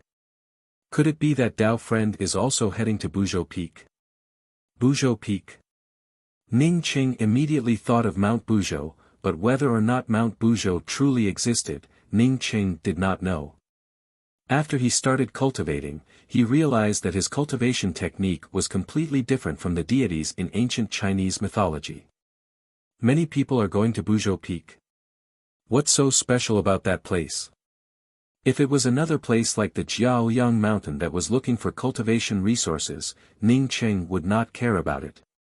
Daoist friend, have you never heard of Buzhou Peak? The woman asked doubtfully. Ning Qing spoke up in an apologetic tone: "I just lost my way a moment ago, and really did not know about the Buzhou Peak. I would like to ask the several Dao friends to help me." After the woman heard Ning Qing's words, she retracted her gaze from Ning Qing's starry sky wheel. She felt that Ning Qing's starry sky wheel was several levels higher than their flight-type weapons. A person who could use this kind of flying magic treasure must not be a simple person. Buzhou Peak stands in a part of the void. It originally did not have a name. This was because other than a huge axe-shaped groove at the peak of Buzhou Peak, there was no god spiritual energy, nor were there any god spiritual herbs. This name is just a random name someone came up with after seeing this groove, the woman explained. Ning Qing was even more puzzled as he asked, if that is the case, then why is it not called the axe-shaped peak, but rather the Buzhou Peak? The woman smiled faintly and said, because you have never been to the Buzhou Peak, you do not understand what is going on. In the beginning, no one could tell that Buzhou Feng's axe-shaped groove was an axe-shaped groove. As time passed, the axe-shaped groove gradually formed. The reason why the name wasn't well chosen was because it meant that they weren't completely similar.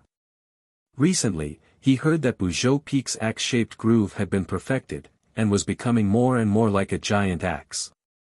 The more perfect the axe-shaped groove was, the less anyone would be able to approach it. I reckon that even if it completely turns into an axe-shaped groove, no one will change the name. So that's how it is. Then, "Are you going to take a look at the axe-shaped groove?" Ning Qing asked. Previously, this woman had said that Buzhou Peak didn't have any spiritual qi or spiritual grasses. The woman replied, "That's not it, recently the Unzhao Peak's axe row groove has gradually formed. After taking shape, the axe-shaped groove exuded an endless aura of the Tao charm of the heavens and earth. It was said that it was very easy to comprehend the laws of the heavens and earth in that place, allowing one to comprehend one's own Tao and advance. The few of us are about to reach Tao molding, so we want to try our luck. Where are they from? Is there a void position jade scroll that leads to Buzhou Peak? If there is, can you let me carve a copy?" Ning Cheng asked again. The woman who had been talking to Ning Cheng could feel that Ning Cheng's strength was very strong. After listening to Ning Cheng's words, she immediately took out 2 jade strips and handed them to Ning Cheng. "Everyone in the void is a friend. It's just a map. Tao friend, feel free to carve it." Ning Cheng thanked her once again, as he took out the 2 jade strips, and quickly engraved 2 more, while returning the 2 jade strips to the woman. One of the 2 jade strips did indeed lead to Buzhou Peak, while the other showed the place they came from. It was a planet in the void called the Wuxia Celestial Realm. Seeing that Ning Cheng didn't look for trouble, the woman felt relieved. She put away the jade strip and said goodbye to Ning Cheng before disappearing into the vast void. Ning Cheng didn't plan to go to the Wuxia Celestial Realm. Instead, he took out the void position jade strip from Buzhou Peak. Buzhou Peak wasn't too far from here. With the speed of his starry sky wheel, he estimated that he could reach Buzhou Peak in a day. Buzhou Peak was just a nameless mountain in the void, but it got its name because of an axe-shaped groove that kept improving. If it weren't for the woman saying that the groove on Buzhou Peak had completely transformed into an axe-shaped groove and exuded the aura of the Tao charm of the heavens and earth, which allowed people to comprehend the Tao of the heavens and earth, Ning Cheng wouldn't have wanted to go to Buzhou Peak. It reminded him of the good fortune indestructible axe. Ning Cheng had already felt the Tao charm of the good fortune indestructible axe. Among the good fortune treasures, the good fortune indestructible axe was most likely the best offensive weapon. He decided to go to Buzhou Peak to feel the Tao aura of the heaven and earth coming from the axe-shaped groove. If it was the indestructible axe, then what did it mean for the groove to grow here? If such a groove was not man-made, then it must have been formed naturally by the good fortune indestructible axe's artifact spirit. Since it was called the indestructible axe, how could it be so easy to turn it into nirvana? With the starry sky wheel driving through the void, Ning Cheng arrived at the periphery of Buzhou Peak in less than a day. As soon as he arrived, Ning Cheng felt the strong Tao aura of the heaven and earth. The Tao charm almost turned solid, covering the sky and surrounding Buzhou Peak. Just as the woman said, Buzhou Peak towered into the clouds and looked majestic. Countless starry sky cultivators sat at the foot of Buzhou Peak, feeling the Tao charm aura of the heaven and earth. Ning Cheng's spiritual consciousness swept out and quickly found that the closer one got to the peak, the higher the cultivation. His consciousness slowly extended towards the peak of Buzhou Peak. As expected, the closer he got to the peak, the greater the presence of the great path of heaven and earth. Just as Ning Cheng's spiritual consciousness approached the peak, a powerful aura of the grand Tao of heaven and earth blocked his spiritual consciousness.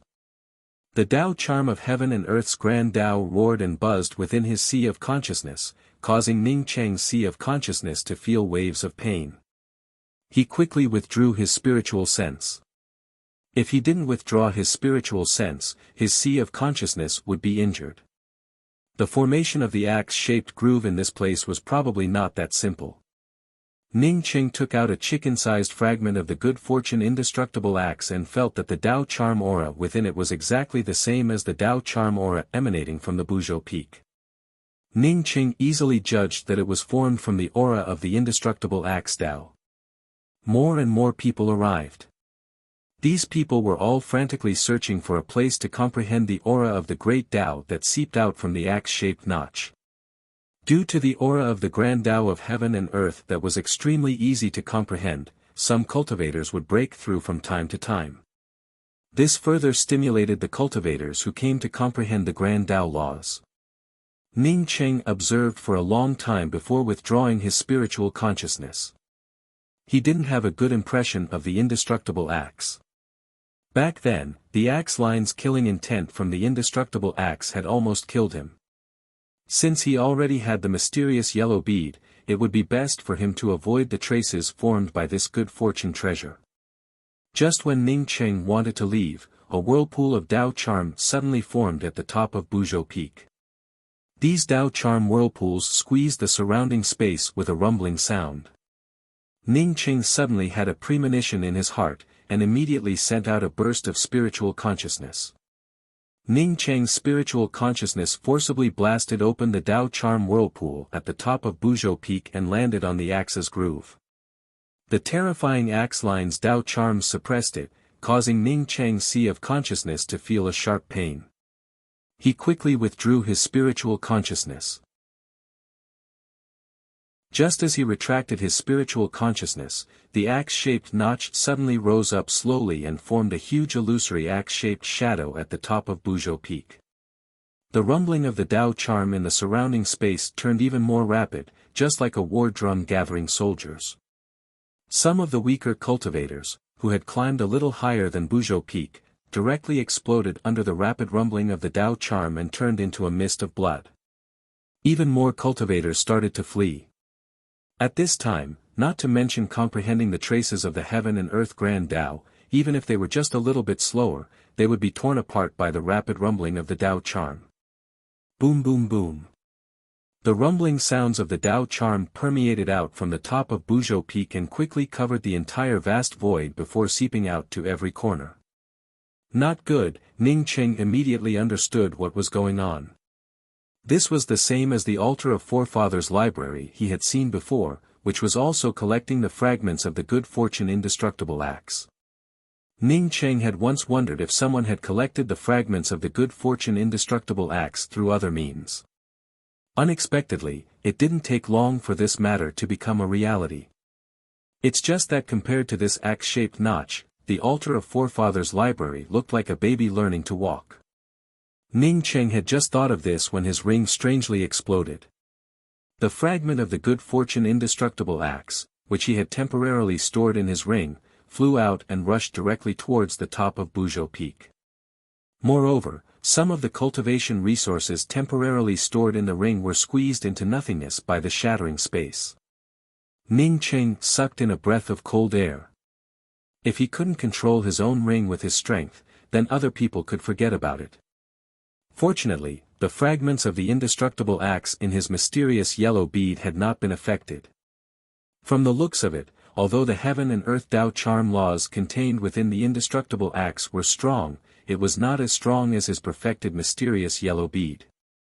At this time, Ning Cheng immediately thought of Zhong Wuchen. Did this fellow already know that such a thing would happen? That's why he gave him the fragments of the indestructible axe.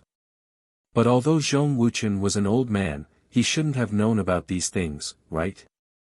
Ning Cheng's thoughts had just turned to this point when he saw the endless fragments of the indestructible axe flying towards him from all directions like locusts. It was a three-dimensional scene, and Ning Cheng couldn't help but record it with a crystal ball.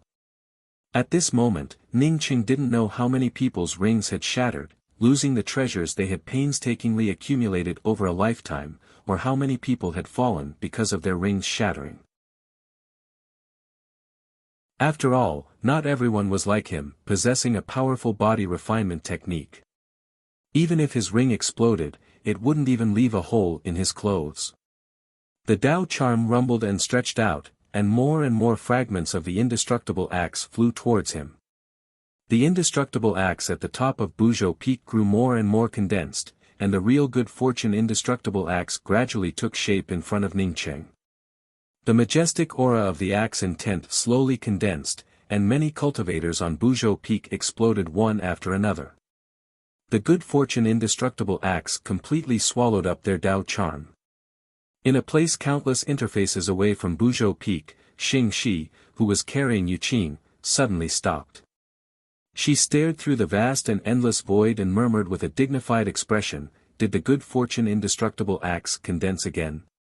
But soon, her expression changed, and she turned around and quickly disappeared in the opposite direction of Buzhou Peak. You're tuning into the Han Li's Wuxia Chronicles YouTube channel. We're so grateful for your support, and don't forget to subscribe to join us on this incredible journey through captivating stories. Your generosity through donations truly makes a world of difference, as it's the primary source of revenue that allows me to expand and enhance this channel for you.